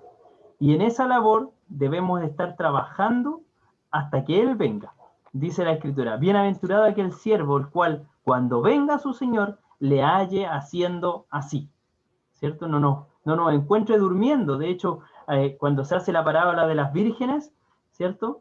El amado ya tomó a este pueblo, lo adquirió, pero ahora este pueblo necesita estar haciendo su voluntad para cuando Él, y mantener esta luz encendida, ¿cierto? Nuestra lámpara con aceite, para que cuando Él venga, nosotros podamos estar ahí, al pendiente. ¿Qué más? Ahí está, sigamos. Esas son nuestras motivaciones. Recursos, ¿qué recursos tenemos? Son muchos los recursos que tenemos. Primero que todo, la palabra de Dios. Una fuente de poder para la tarea de evangelización son las Sagradas Escrituras. ¿Ya? Ellas deben ser el libro de texto de toda la labor de evangelizar, en el documento inspirado por Dios, en donde a través de sus páginas se encuentra uno con Jesucristo. Dice, escudriñad las Escrituras porque a vosotros os parece que en ellas tenéis la vida eterna, y ellas son las que dan testimonio de mí. ¿Cierto? ¿Cuántos de nosotros hemos a lo mejor llorado muchas veces leyendo la palabra? Porque se nos ha revelado algo, porque hemos encontrado ahí un refresco a nuestra alma. Entonces aquí la palabra de Dios, ese es nuestro principal recurso. Segundo recurso, la oración. Los textos nos indican cuál es el propósito de la oración. El Espíritu Santo ora a través de la persona que está orando. Y podemos orar de muchas maneras, ¿cierto? Primero en las formas y también en los tipos de oraciones. Podemos hacer oraciones de raciocinio, o sea, con todo nuestro entendimiento, diciéndole, Señor, yo sé que tú eres grande, que me salvaste, etc. Podemos orar con el alma, cuando nos sentimos compungidos, cuando tenemos preocupaciones, cuando muchas veces las lágrimas y los sollozos no nos permiten decir palabras, pero ahí estamos orando.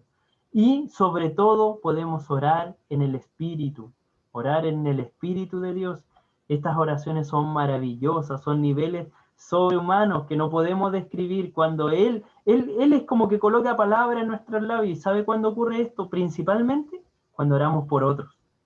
Si alguno de ustedes no ha tenido eso, pero ¿sabe cuándo ocurren estas cosas? Principalmente cuando nos derramamos por la vida de otro, de un ser amado, de un ser querido. Empezamos a este otro nivel porque nos despojamos de nosotros y empezamos a amar como Dios. Y por eso oramos en el Espíritu. El ayuno.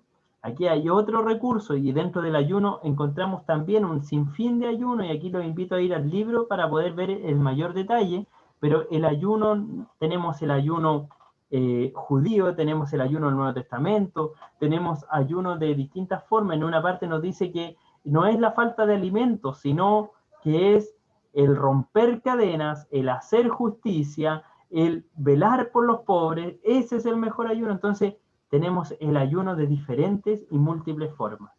Y tenemos la predicación, otro recurso potente. Para que la predicación sea efectiva, debe llenar a lo menos dos requisitos fundamentales. Nacer del corazón rendido a Jesucristo, ¿ya? Y debe ser 100% cristocéntrica, o sea, Cristo debe ser su tema central. De no ser así, solo será un címbalo que retiñe un tambor que hace ruido y podrá llenar las necesidades intelectuales de la gente, pero les dejará el vacío en el corazón, ¿ya? De hecho, Charles Spurgeon, no sé si lo conocen, el príncipe de los predicadores se le denomina, un hombre que predicaba y multitudes se convertían. Él decía, si hay un predicador que no predica a Cristo, entonces no merece ser escuchado, ni merece predicar el Evangelio. ¿Por qué? Porque esa es la razón de la predicación, Cristo. Porque cuando predicamos es para que se acerquen a Cristo, para que conozcan la voluntad de Cristo, para que empiecen a vivir una vida de Cristo. Para eso es la predicación. Motivación. Seguimos con los recursos. ¿Qué más tenemos? La necesidad y obligación de predicar.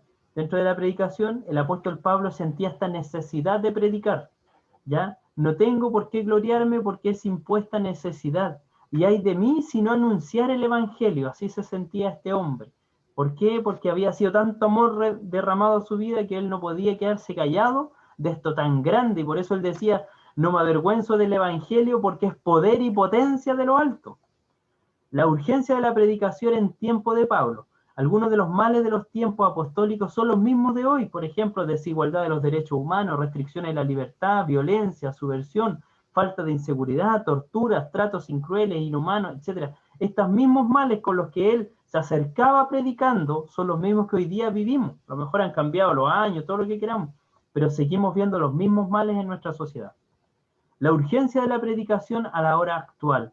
Si bien imperaba la necesidad de la predicación del Evangelio en los tiempos del apóstol Pablo, no lo es menos en la actualidad, sino que por el contrario, por radio, periódico, televisión, conocemos y sabemos cómo el mundo que nos ha tocado nacer, tanto mundial, nacional y dentro de la comunidad que nos rodea. Y el contenido de la predicación debe ser el reino de Dios, la palabra de Dios y el Evangelio. Estos son como los focos a través de Jesucristo. Por último, ahí tenemos la motivación, los recursos y ahora el poder de la evangelización. El poder de la evangelización es el poder de la iglesia. La palabra griega traducida en poder es dynamis y el sentido de este es fortaleza, la capacidad o el poder. Según Thayer, en su diccionario inglés y griego, en el sentido general de esta palabra es un poder inmanente en algo en virtud de la naturaleza. El don del poder que Dios quiere darle a su pueblo es ese poder que hay en la esencia misma de Dios, que es el Espíritu Santo. Este es el poder para la evangelización y el poder de la iglesia es la presencia de Dios. Cuando la iglesia tiene presencia de Dios, se nota y llegan almas y gente se convierte y hay perdón de pecados porque Dios obra en medio de su iglesia. ¿Para quiénes es la promesa del bautismo en el Espíritu Santo? Y que no está anticuada. Si alguno de ustedes anhela todavía el bautismo del Espíritu Santo, buena obra desea. Y no ha pasado de moda, mis hermanos, sino que al contrario, sigue siendo vigente para nosotros. Así como en 1909, cuando empezaron a escudriñar sobre esto, y un pastor empezó a predicar en Valparaíso, ¿sabe qué le dijo su iglesia? Pastor, ¿y qué impide para que nosotros recibamos este poder?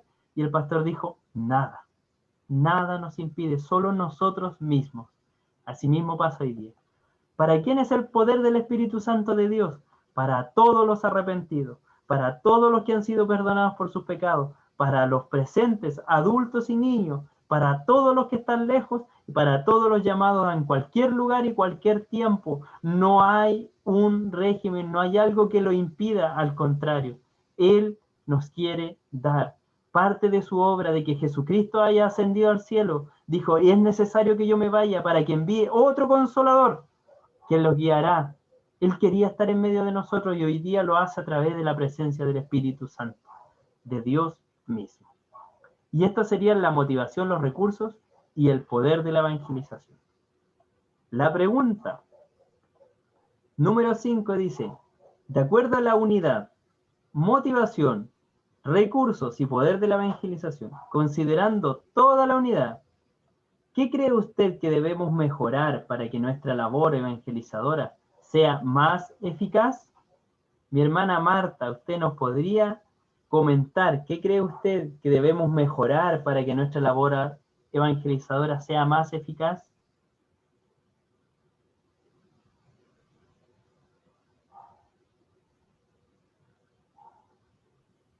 Yo sé que está intentando sacar el micrófono, así que la esperamos.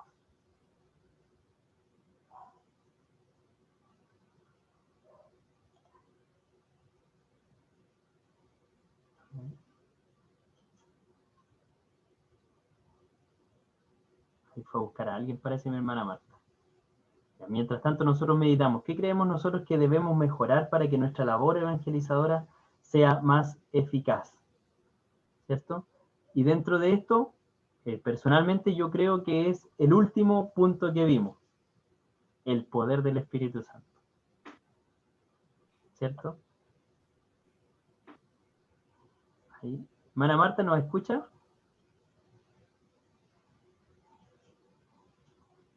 ¿Sí? ¿Nos escucha? Hagan con el dedito para arriba si no escucha. Ya. ¿Y puede desbloquear el micrófono? Tiene que primero pinchar la pantalla y pinchar donde hay un micrófono rojito, usted lo pincha y ahí va a poder hablar. ¿Ahí? Ahí sí. Dígame. Esta es la pregunta. ¿Qué cree usted que debemos mejorar para que nuestra labor evangelizadora sea más eficaz? Yo creo que, a mi parecer, en lo personal, ¿Sí? en todo. ¿Ah? Porque pienso, yo hablo por mí, pienso que para llegar a la altura de Dios nos falta mucho. ¿Ah? Y por mí digo que debo mejorar muchas cosas. ¿Ah? Muchas cosas. ¿Ah? Para evangelizar a mi vecino, a un amigo, yo creo que pienso que tengo que evangelizarme yo todos los días. Así es. Todos los santos días. ¿Ah? Evangelizarme yo. ¿Ah? Empezar por mí y después por los demás. Esa es mi respuesta. Amén, súper bien. Entonces, ahí nos damos cuenta de este gran trabajo que tenemos, ¿cierto? Y como decía nuestra hermana, es verdad, tenemos aquí, nos muestran muchos recursos y cosas que tenemos, pero nuestra principal tarea y nuestro principal enemigo somos nosotros mismos muchas veces, ¿cierto? ¿Cuánto nos falta a nosotros para poder ser como Cristo? Que nos da este maravilloso ejemplo. Y ha avanzado la hora. Ustedes me dicen si continuamos con la 6. De hecho, la tenemos lista.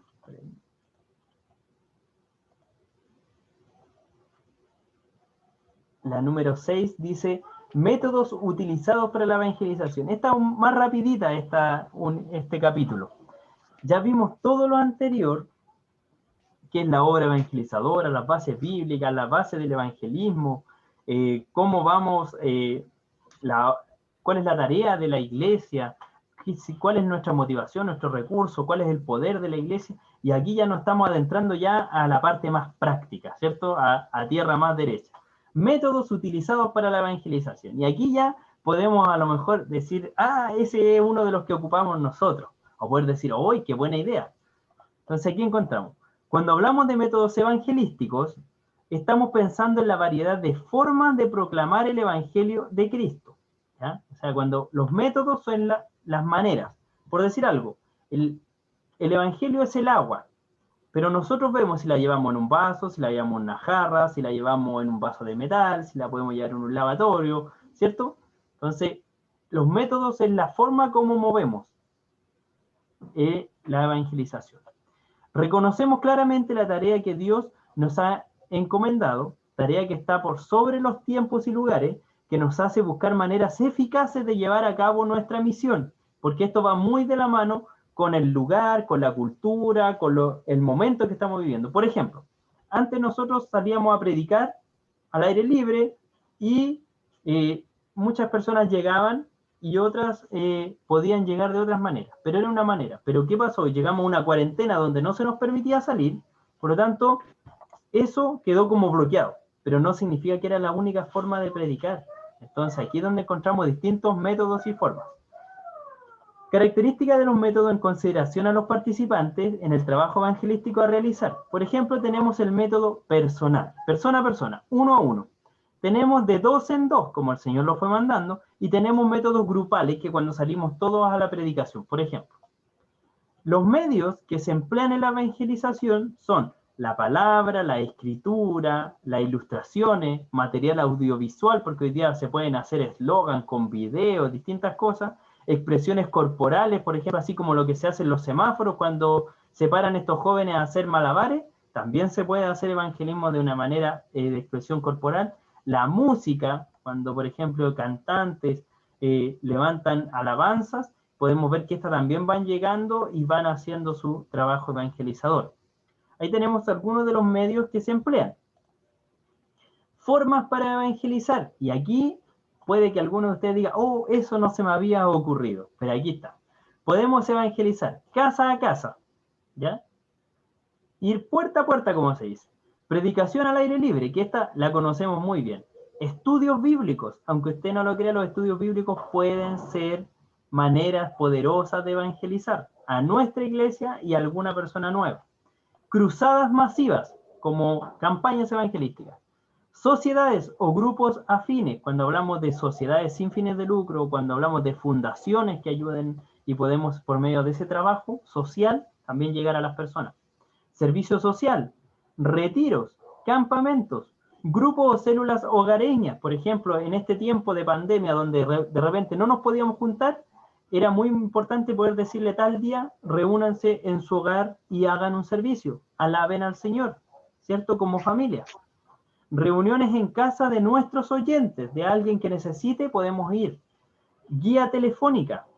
Cuando estamos lejos, es bueno este discipulado o seguir este periodo pastoral también sobre la iglesia, saber cómo están, cómo se encuentran. Eso también es evangelizar. Y por correspondencia, por cartas. Antiguamente se veía mucho esto por correspondencia.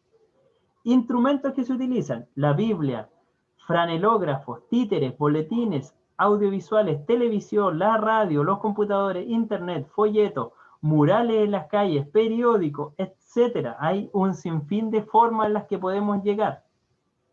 Todo esto son métodos utilizados para la evangelización. Por último, nos da una pauta sobre la predicación al aire libre. La predicación al aire libre ha acompañado a la iglesia desde su misma génesis. La encontramos presente en todos y cada uno de los avivamientos a través de la historia, y fue, es y será la marca distintiva del pentecostalismo en Chile, o el chileno. Se nos narra que el avivamiento wesleyano ocurrió en Inglaterra en el siglo XVII, Una vez que Juan Wesley recibió su experiencia de conversión y posterior al bautismo con el Espíritu Santo, desde allí Juan comienza a predicar ardorosamente sobre su experiencia y poco a poco su entusiasmo comienza a cerrarle los púlpitos. La iglesia decían, este hombre está loco, así que no le vamos a dar más púlpito. Pero eso hizo que las iglesias anglicanas, y ante esto lanza su famosa frase, el mundo es mi parroquia. Cuando a Juan Wesley se le cerraron las puertas de la iglesia, él dijo, no importa, el mundo es mi parroquia, las calles son mi parroquia.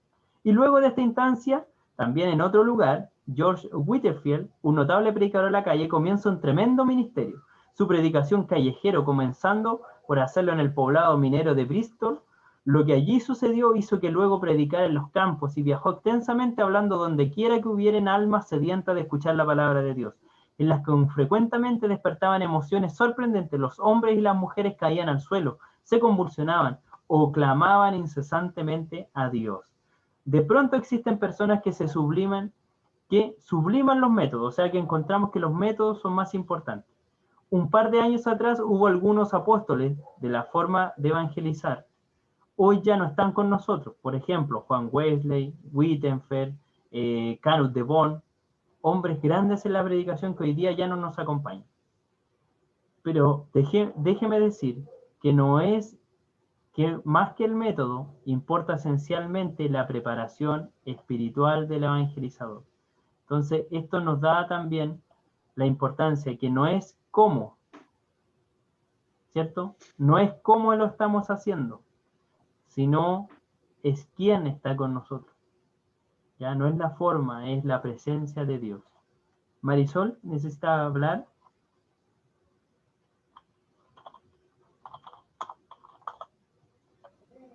Aló, ¿me escuchan? Ahora sí, Sí, la disculpen. escucho bien. Dios les bendiga, hermano, Dios les bendiga a todos mis hermanos. Amén. Hace poquito acabo de llegar, bien, Qué gracias a Dios. rico. Llegaste bien. Voy a tener que, disculpa que haya interrumpido, voy a tener que dejar la clase, voy a tratar de volver un ratito más, Ya. pero tengo que desconectarme. Sí, no hay problema. Ya, El Señor le bendiga. disculpe. Muchas gracias. Ya. Y entonces encontramos que la predicación a la calle ha sido un gran método utilizado por la iglesia, que han llegado muchos, pero no es el único método. Es más, aquí cuando leamos la pregunta nos vamos a dar cuenta que nuestra iglesia es un método tradicional en la predicación a la calle, pero no es el único ni tampoco está cerrado a que podamos hacer evangelismo de otras formas. Amén. Y como dice aquí al fondo, dice, déjeme decir que más que el método o la forma en la que estamos usando, importa esencialmente la preparación espiritual del evangelizador, o sea, cómo vamos a realizar esta obra. La pregunta es, nuestra iglesia, de acuerdo a su génesis o nacimiento, su inicio, histórica, continúa practicando la prédica a la calle, y creemos que así debe continuar ya que los testimonios de su efectividad son aún actuales. Pero la Iglesia Nacional no se opone a otros métodos complementarios que no se desvían de nuestra identidad. ¿Cree usted que cada iglesia local debe solo cumplir con la prédica a la calle para realizar efectivamente su tarea evangelística? Mi pastora Marisol, ¿usted nos ayudaría y nos diría qué opina usted al respecto? Amén. Hay muchos más métodos. Primeramente, para cumplir esta tarea del evangelismo está lo esencial, que es el conocimiento a la palabra de Dios. Teniendo el conocimiento, como nos estamos instruyendo en nuestro estudio, Dios y el Espíritu Santo nos va a ir guiando qué métodos ir usando para ir ganando alma para Cristo. Hay tantos métodos. Me acuerdo que una vez estábamos invitados a la iglesia de maestranza de mi pastor Alarcón y había un primo de él que me parece que él iba por cada ciudad predicando, pero atrayendo a los niños con juegos. Y ahí después cuando ya llegaban los papás, ahí se predicaba. Entonces hay muchas formas de predicar el evangelio, pero primeramente tiene que estar el conocimiento de la palabra de Dios en nuestras vidas. Estando el conocimiento y dejándonos usar por el Señor y ser dirigidos por el Espíritu Santo, Dios nos va a entregar el método adecuado para predicar su evangelio, ya sea persona a persona, ya sea al aire libre, solamente dejarnos guiar por él. Amén. Ese es Amén. Muchas gracias, mi pastora. Entonces, ahí encontramos que, por lo menos también en mi respuesta, no nos debemos centrar solo a un método, sino que el Señor nos va a guiar y contra más Él nos vaya dando, nosotros podemos ir siendo parte de este proceso, ¿cierto? Y pasamos al 7, que yo creo que le vamos a dar hasta las 10:30 más o menos, buen horario. La número 7 dice, movilizando a la iglesia para evangelizar. Este capítulo personalmente me gustó muchísimo, mucho. Así que dice, principio del crecimiento piramidal de la iglesia. Para crecer hay que extender primero la base del liderazgo y la organización de la iglesia local. Se puede ilustrar esta verdad comparándola con el hecho de acumular arena seca vertiéndola sobre una mesa. Llega al punto en que la mesa no puede contener más arena y esta comienza a caer fuera de la mesa. ¿Y por qué esto es tan importante? Porque muchas veces nuestra obra evangelística necesita también de gente en nuestras iglesias preparadas. Necesitamos un equipo de liderazgo, necesitamos un equipo de profesores, necesitamos un equipo de hermanos que sirvan, necesitamos un equipo de gente dentro de nuestra iglesia. Y nuestro éxito en la evangelización o hacia afuera se va a ver abocado también por esta base que generemos de nuestra iglesia. Entonces, si nosotros tenemos 2 personas, vamos a poder evangelizar a 2, 4, pero necesitamos que estas 2 personas puedan sustentar a esas personas que están recién llegando, porque el evangelismo no es llegar y predicarle y se acabó, es un discipulado, es un proceso que tenemos que vivir acompañando a estas personas. Entonces, por eso habla aquí de una mesa. Entonces, si nosotros botamos arena sobre una mesa, obviamente esta empieza de una forma piramidal, pero hay un momento donde la mesa ya no da, porque la base de la mesa tiene un límite. Asimismo nos va a pasar a nosotros. Pero consideremos que hoy día, si tenemos 50, eso lo podemos multiplicar por 100, por 50 más. Entonces, si hoy día tenemos una cierta cantidad, que esa sea nuestra base para que el Señor nos vaya multiplicando.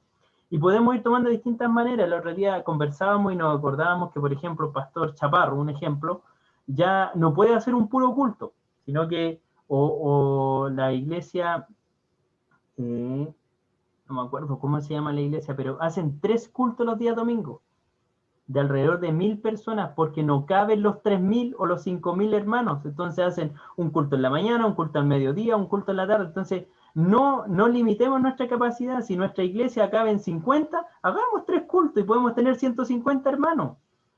O hagamos el lunes para un grupo de trabajo y que trabajen los oficiales, hagamos el martes otro servicio y así. Entonces el Señor nos va a ir dando esta exponencialidad para que las capacidades físicas no son el problema. Aquí el poder del Espíritu Santo es el que lo puede hacer todo. Ya. Una iglesia que desee crecer debe tener un líder pastoral con una visión clara de su llamamiento. Si el guía espiritual no tiene visión, el pueblo perece. Aquí es muy importante eso, que en nuestras iglesias podamos tener siempre esta visión del evangelismo. Qué maravilloso cuando escuchaba a mi pastora Elizabeth, que decía que era uno de sus objetivos de cumplir, la obra evangelizadora, ¿cierto? 5 grupos pequeños por cada 100 miembros o casas, llámense sectoriales, grupos hogareños o nombres. La intención es que nadie crezca huérfano.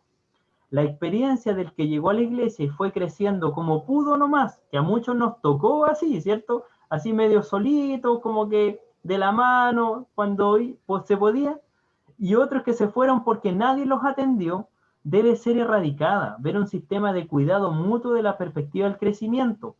Todos los miembros de la iglesia deben estar asignados a un grupo, y el que se reúna solo una vez a la semana, un día que no se realiza el servicio congregacional. O sea, tenemos que generar algo importante para cuidar a la iglesia. Recuerden que esta iglesia, que era para hacia afuera, también es muy importante como comunidad. Acuérdense, la primera iglesia, decían, lo tenían todo en común. ¿Sabe por qué eso? Porque ninguno pasaba hambre, ninguno pasaba frío, porque cuidaban de las necesidades de sus miembros. Nuestra iglesia hoy día, muchas veces nos hemos dedicado a los programas, distintas cosas, y hemos ido perdiendo esta cercanía. Me acuerdo que hace muchos años, no sé, habían, por ejemplo, iban un día domingo o un sábado a una reunión, iban a un campo, se hacía un asado, se conversaba, y eso generaba comunión, y ahí iban los esposos no convertidos, iban los hijos no convertidos, y se conversaba, y eran instancias donde también se podía evangelizar. Deben ser creados, se deben crear todos los ministerios que sean necesarios. Si en su iglesia usted ve que hay muchos niños, se crea un ministerio para niños. Si tenemos muchos adolescentes, tenemos que hacer un trabajo para los adolescentes. Si tenemos muchos matrimonios, tenemos que hacer un trabajo para los matrimonios, porque si los descuidamos, se empiezan a enfermar y empiezan a caer. ¿Ya? Entonces nosotros tenemos que prevalecer en esto y mantener nuestra iglesia activa, funcionando para la comunidad. Un 50% de los miembros de la iglesia debe tener un sólido compromiso de oración. No estamos jugando juegos, estamos librando una guerra, ¿ya? El 30% de los miembros debe estar en un ministerio de visitación. Si no se visita, los miembros se empiezan a perder. Y esto yo creo que es algo fundamental en este periodo de pandemia. Ustedes, aquí tenemos pastores entre medio de nosotros, oficiales, y yo creo que conocen mucho más de cerca estas realidades. Que con la pandemia muchos se alejaron y ahora para retraerlo o para volver a esta normalidad hemos tenido que hacer esfuerzos mayores de los que antes realizábamos, que antes nos veíamos en la iglesia. Pero ahora es muy necesaria esta tarea de visitar, de llamar, de acercarse, de ver cómo están, etc. Al menos 60% de los oficiales deben tener una visión evangelizadora. Quien es un líder enfrentará gigantes y será un vencedor de gigantes. ¿Ya? El otro día leía que nuestros líderes o los que tenemos por cabeza en las iglesias, ya sea nombres el pastor, los oficiales, los líderes de los cuerpos, deben ser personas sumidas ante la voluntad de Dios y que sepan siempre que sus luchas las están mirando los de atrás y que las luchas no son de ellos, que Dios está peleando por ellos. Enseñarle a nuestros líderes a mirar de esta manera, que no son ellos contra el mundo, no, es Cristo abriéndonos camino y nosotros vamos siguiendo sus pisadas. Tener un claro programa de discipulado. Si estamos evangelizando, van a llegar. Y si llegan, no los podemos dejar solos. Tenemos que discipularlos, enseñarles a orar. Van a llegar personas que no saben orar, que no saben ayunar, que no saben lo que es la ofrenda. Y tenemos que enseñarle todo eso. Tenemos que enseñarle a leer la Biblia, etc. Todo programa que se realice debe tener la intencionalidad de atraer a otros a Cristo. Todo debe tener como finalidad la evangelización. ¿Y qué dijimos que era al principio? Que ellos conozcan a Cristo. La evangelización es que conozcan a Cristo. Un sistema de cuidado mutuo de la perspectiva del crecimiento. Por ejemplo, padres con conocimiento de Dios hacen a jóvenes que puedan vencer o jóvenes fuertes en el espíritu. Y tenemos a niños salvados porque nacen en hogares fuertes en el Señor. Cuando tenemos padres completos y maduros, tenemos jóvenes fuertes en la fe, jóvenes que tienen más de Dios. Y tenemos niños perdonados sus pecados, niños que conocen el amor del Padre. Entonces, por eso es tan importante esta escala de trabajo. Cuando es verdad, muchas veces nos dedicamos a predicar a los padres y saben que en los niños ganamos una vida completa. En cambio, cuando llega un adulto trae sus problemas, trae sus dificultades, acarrea todo su pasado, pero un niño es una hoja nueva para el Señor. Un niño es lo más maravilloso que pueda llegar a una iglesia. Los padres son discípulos comprometidos y maduros, deben dirigir los grupos hogareños, en el sentido bíblico del griego oikos, esta casa. De hecho, se le nombra mucho cuando se casan y le dicen, desde ahora tú eres el sacerdote de tu hogar. Y enseñarle esto a los padres, a los varones de sus hogares, que ellos son los sacerdotes. Ellos deben en ese lugar enseñar la palabra, enseñar los principios bíblicos, enseñar a sus hijos a relacionarse con el Señor. Los jóvenes, nuevos discípulos, los niños son nuevos creyentes y algunos heridos, que por eso los llamamos niños espirituales también. Podemos denominar todo esto como de una manera espiritual o de una manera física normal. Los niños son los nuevos convertidos. Los que necesitan el mayor cuidado por ningún motivo deben ser cuidados por personas heridas o hermanos heridos dentro de la iglesia, porque si no, también van a ser dañados. Y de acuerdo al crecimiento de ellos, pueden ayudarse en una cadena de oración y de cuidado. Y las actividades congregacionales, cómo vamos movilizando la iglesia, dijimos que todo programa, que todo se realice debe tener una intencionalidad, estar dirigido a atraer de otros a Cristo. Todo debe tener como finalidad la evangelización. La iglesia puede confeccionar tarjeta de solicitud de visita. Por ejemplo, usted, aparte, nosotros, no sé, tenemos una cajita para los diezmos, un ejemplo. Tengamos una caja con peticiones de visita y que una familia pueda anotarse ahí para el día, sabe que me gustaría que fueran el día viernes 15 a mi casa. Para solicitud de visita. Tarjeta de solicitud de oración. Por lo general en la iglesia se tiene un cuaderno de oraciones, ¿cierto? Donde se anotan todas las peticiones, que esto también se haga. Pueden hacer un buzón y dejarlo afuera de la iglesia para que la comunidad pueda dejar sus oraciones. Tenerlas en un lugar accesible para que todos los hermanos o visitas que lleguen al culto y recogerlas junto con el platillo de las ofrendas, por ejemplo, o en otro momento del servicio.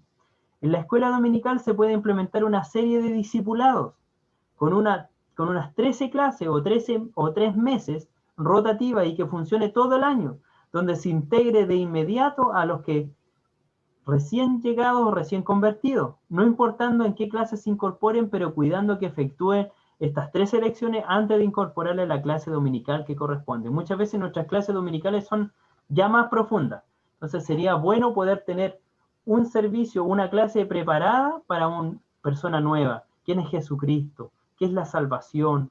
¿Cuál es la oración? ¿Cierto?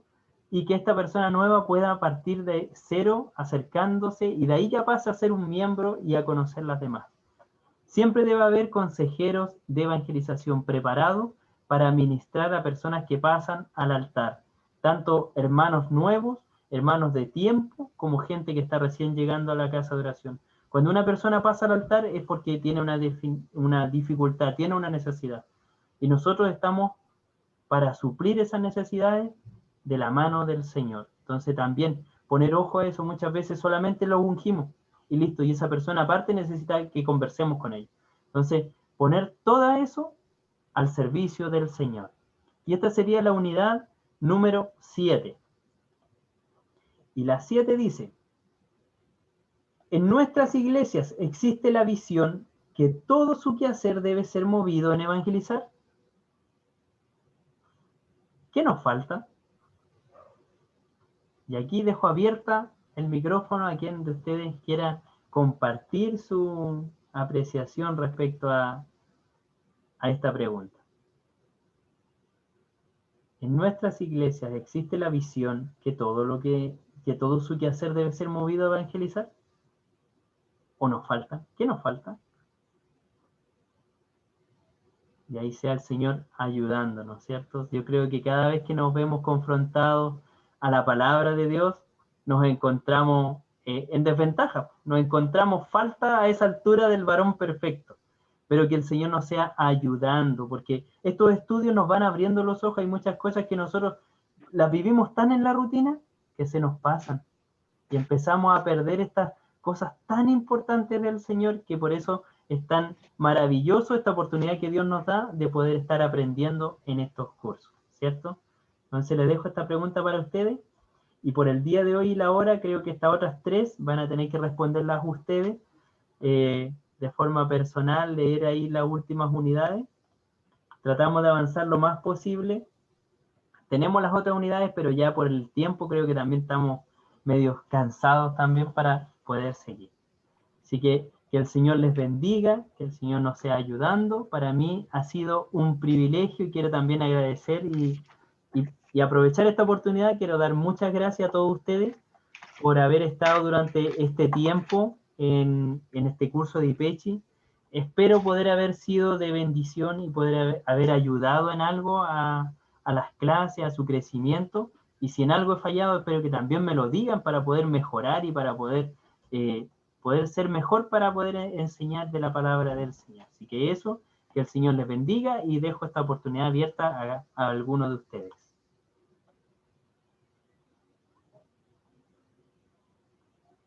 A Manuel no lo hemos escuchado ahora, recién lo veo ahí, la Nicole lo tiene para el lado ahí, lo tiene. Sí, ahí está. ¿Cómo está, Manuel? ¿Qué le pareció esta última lección, la clase 7? Muy buenas tardes, el Señor los Buenas bendiga. noches. A ver. Buenas noches ya. No, mi hermano Andrés, súper buena la clase. Me gusta de la manera que usted se expresa, de la manera que explica las cosas. Dios le ha dado un bonito talento de poder explicar a las personas de una manera tangible, bien, se entiende súper rápido al punto donde quiere llegar. Muy buena la clase. Como cristiano salía la pregunta de qué manera nosotros debemos transmitir en lo que es el evangelio hacia las personas, ¿cierto? Amén. Y hay muchas formas. Y una de las preguntas decía si estamos haciendo realmente las cosas como deben ser. Y lo que decía, si nosotros estamos transmitiendo el evangelio de una manera tan exacta como Dios lo quería. Y mi hermana, no recuerdo el nombre, Marta me parece, decía que estamos muy lejos de eso, muy lejos. Porque si vamos a la palabra del Señor y lo que el Señor nos quiere entregar, no andamos ni siquiera ni al 50 ni al 40% de lo que debemos hacer realmente. Estamos muy años luz, yo creo, de lo que es la palabra del Señor, a lo que nos dejó en la tierra y lo que estamos haciendo. Y lo vemos muchas veces nosotros quizá en unas prédicas, si usted se pone a pensar, muchas veces repartimos volantes, repartimos tratados bíblicos, y podemos entregar un tratado bíblico, pero son pocos los hermanos que pueden dar una evangelización persona a persona. No sé si usted se ha dado cuenta que de una iglesia pueden ser 2, 3 personas y los demás como que no nos atrevemos a dar ese paso. Y cuando no nos atrevemos a dar ese paso es porque no hemos entendido quizá realmente el significado de Dios en nuestras vidas, el mensaje de Cristo en nuestras vidas. Porque todo esto va a ser en un momento,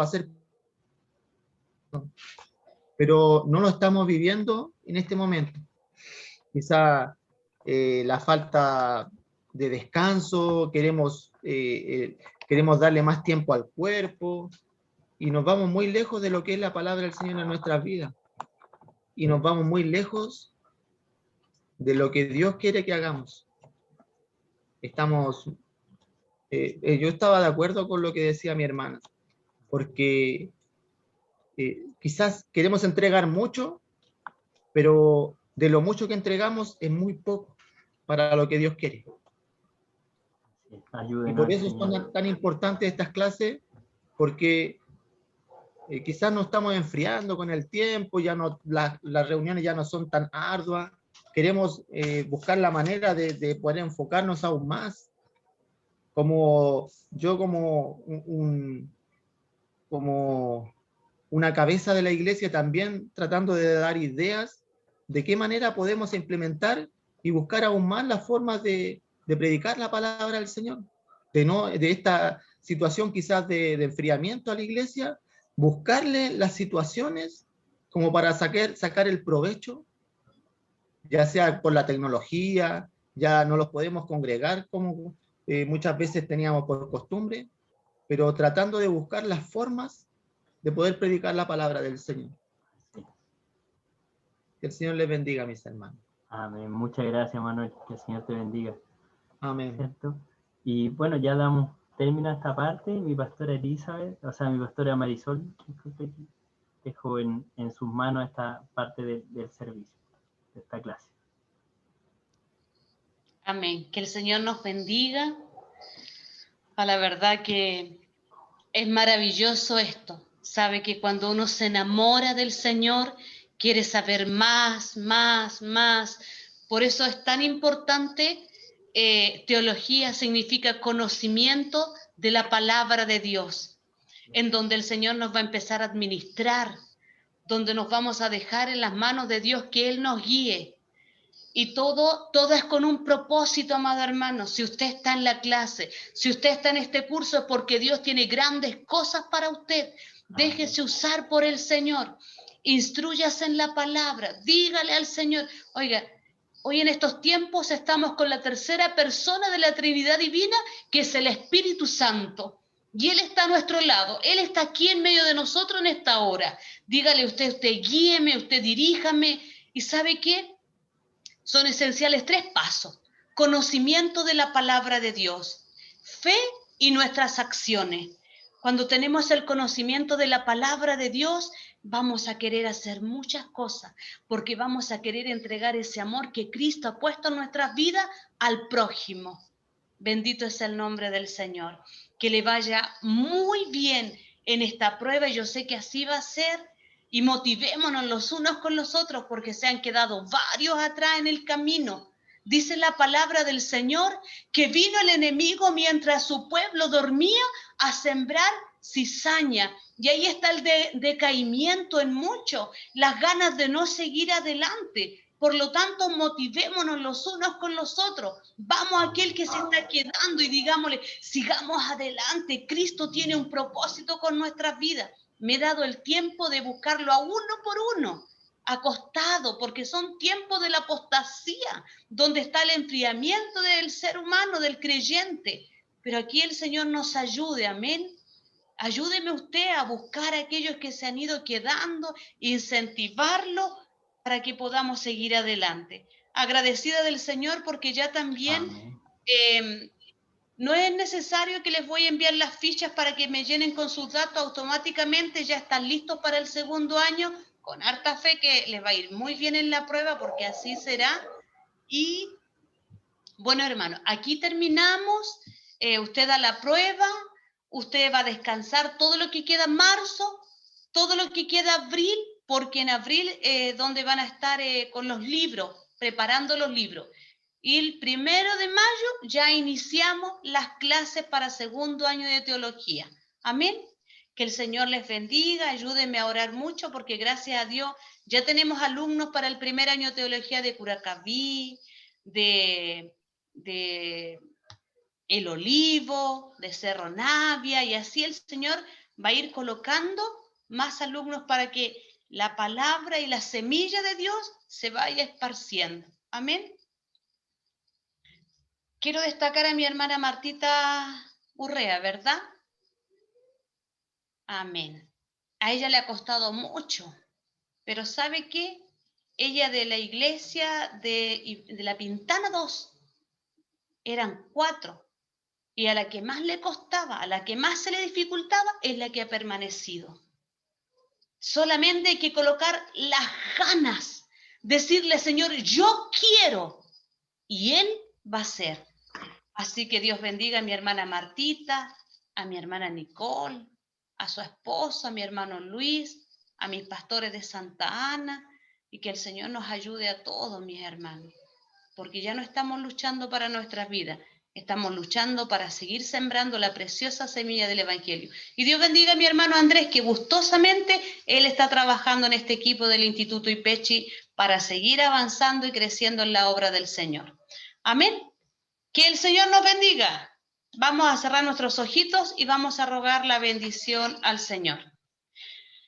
Padre bueno, Padre de misericordia, aleluya, Rey que vive. Estamos terminando con la última clase del libro Evangelismo y la prueba. Señor, usted lo ha permitido y hemos sido honrados. Una honra, un privilegio para nuestras vidas poder estar en sus caminos y poder servirle a usted. Bendiga a cada uno de mis hermanos, a cada hermano, a cada hermana, a cada pastor, en especial a mi hermano Ignacio Castro, a su familia. Y aquí estamos, Señor, como barro en las manos del alfarero para que usted nos dirija y usted nos guíe. Muchas gracias por ese amor tan grande y tan maravilloso que usted ha colocado en nuestras vidas. Y ahora derrame esa bendición maravillosa, la que desciende de lo alto, la que viene en el nombre del Padre, del Hijo y del Espíritu Santo. Amén. Gloria a Dios, gloria a Dios, gloria a Dios para siempre. Que el Señor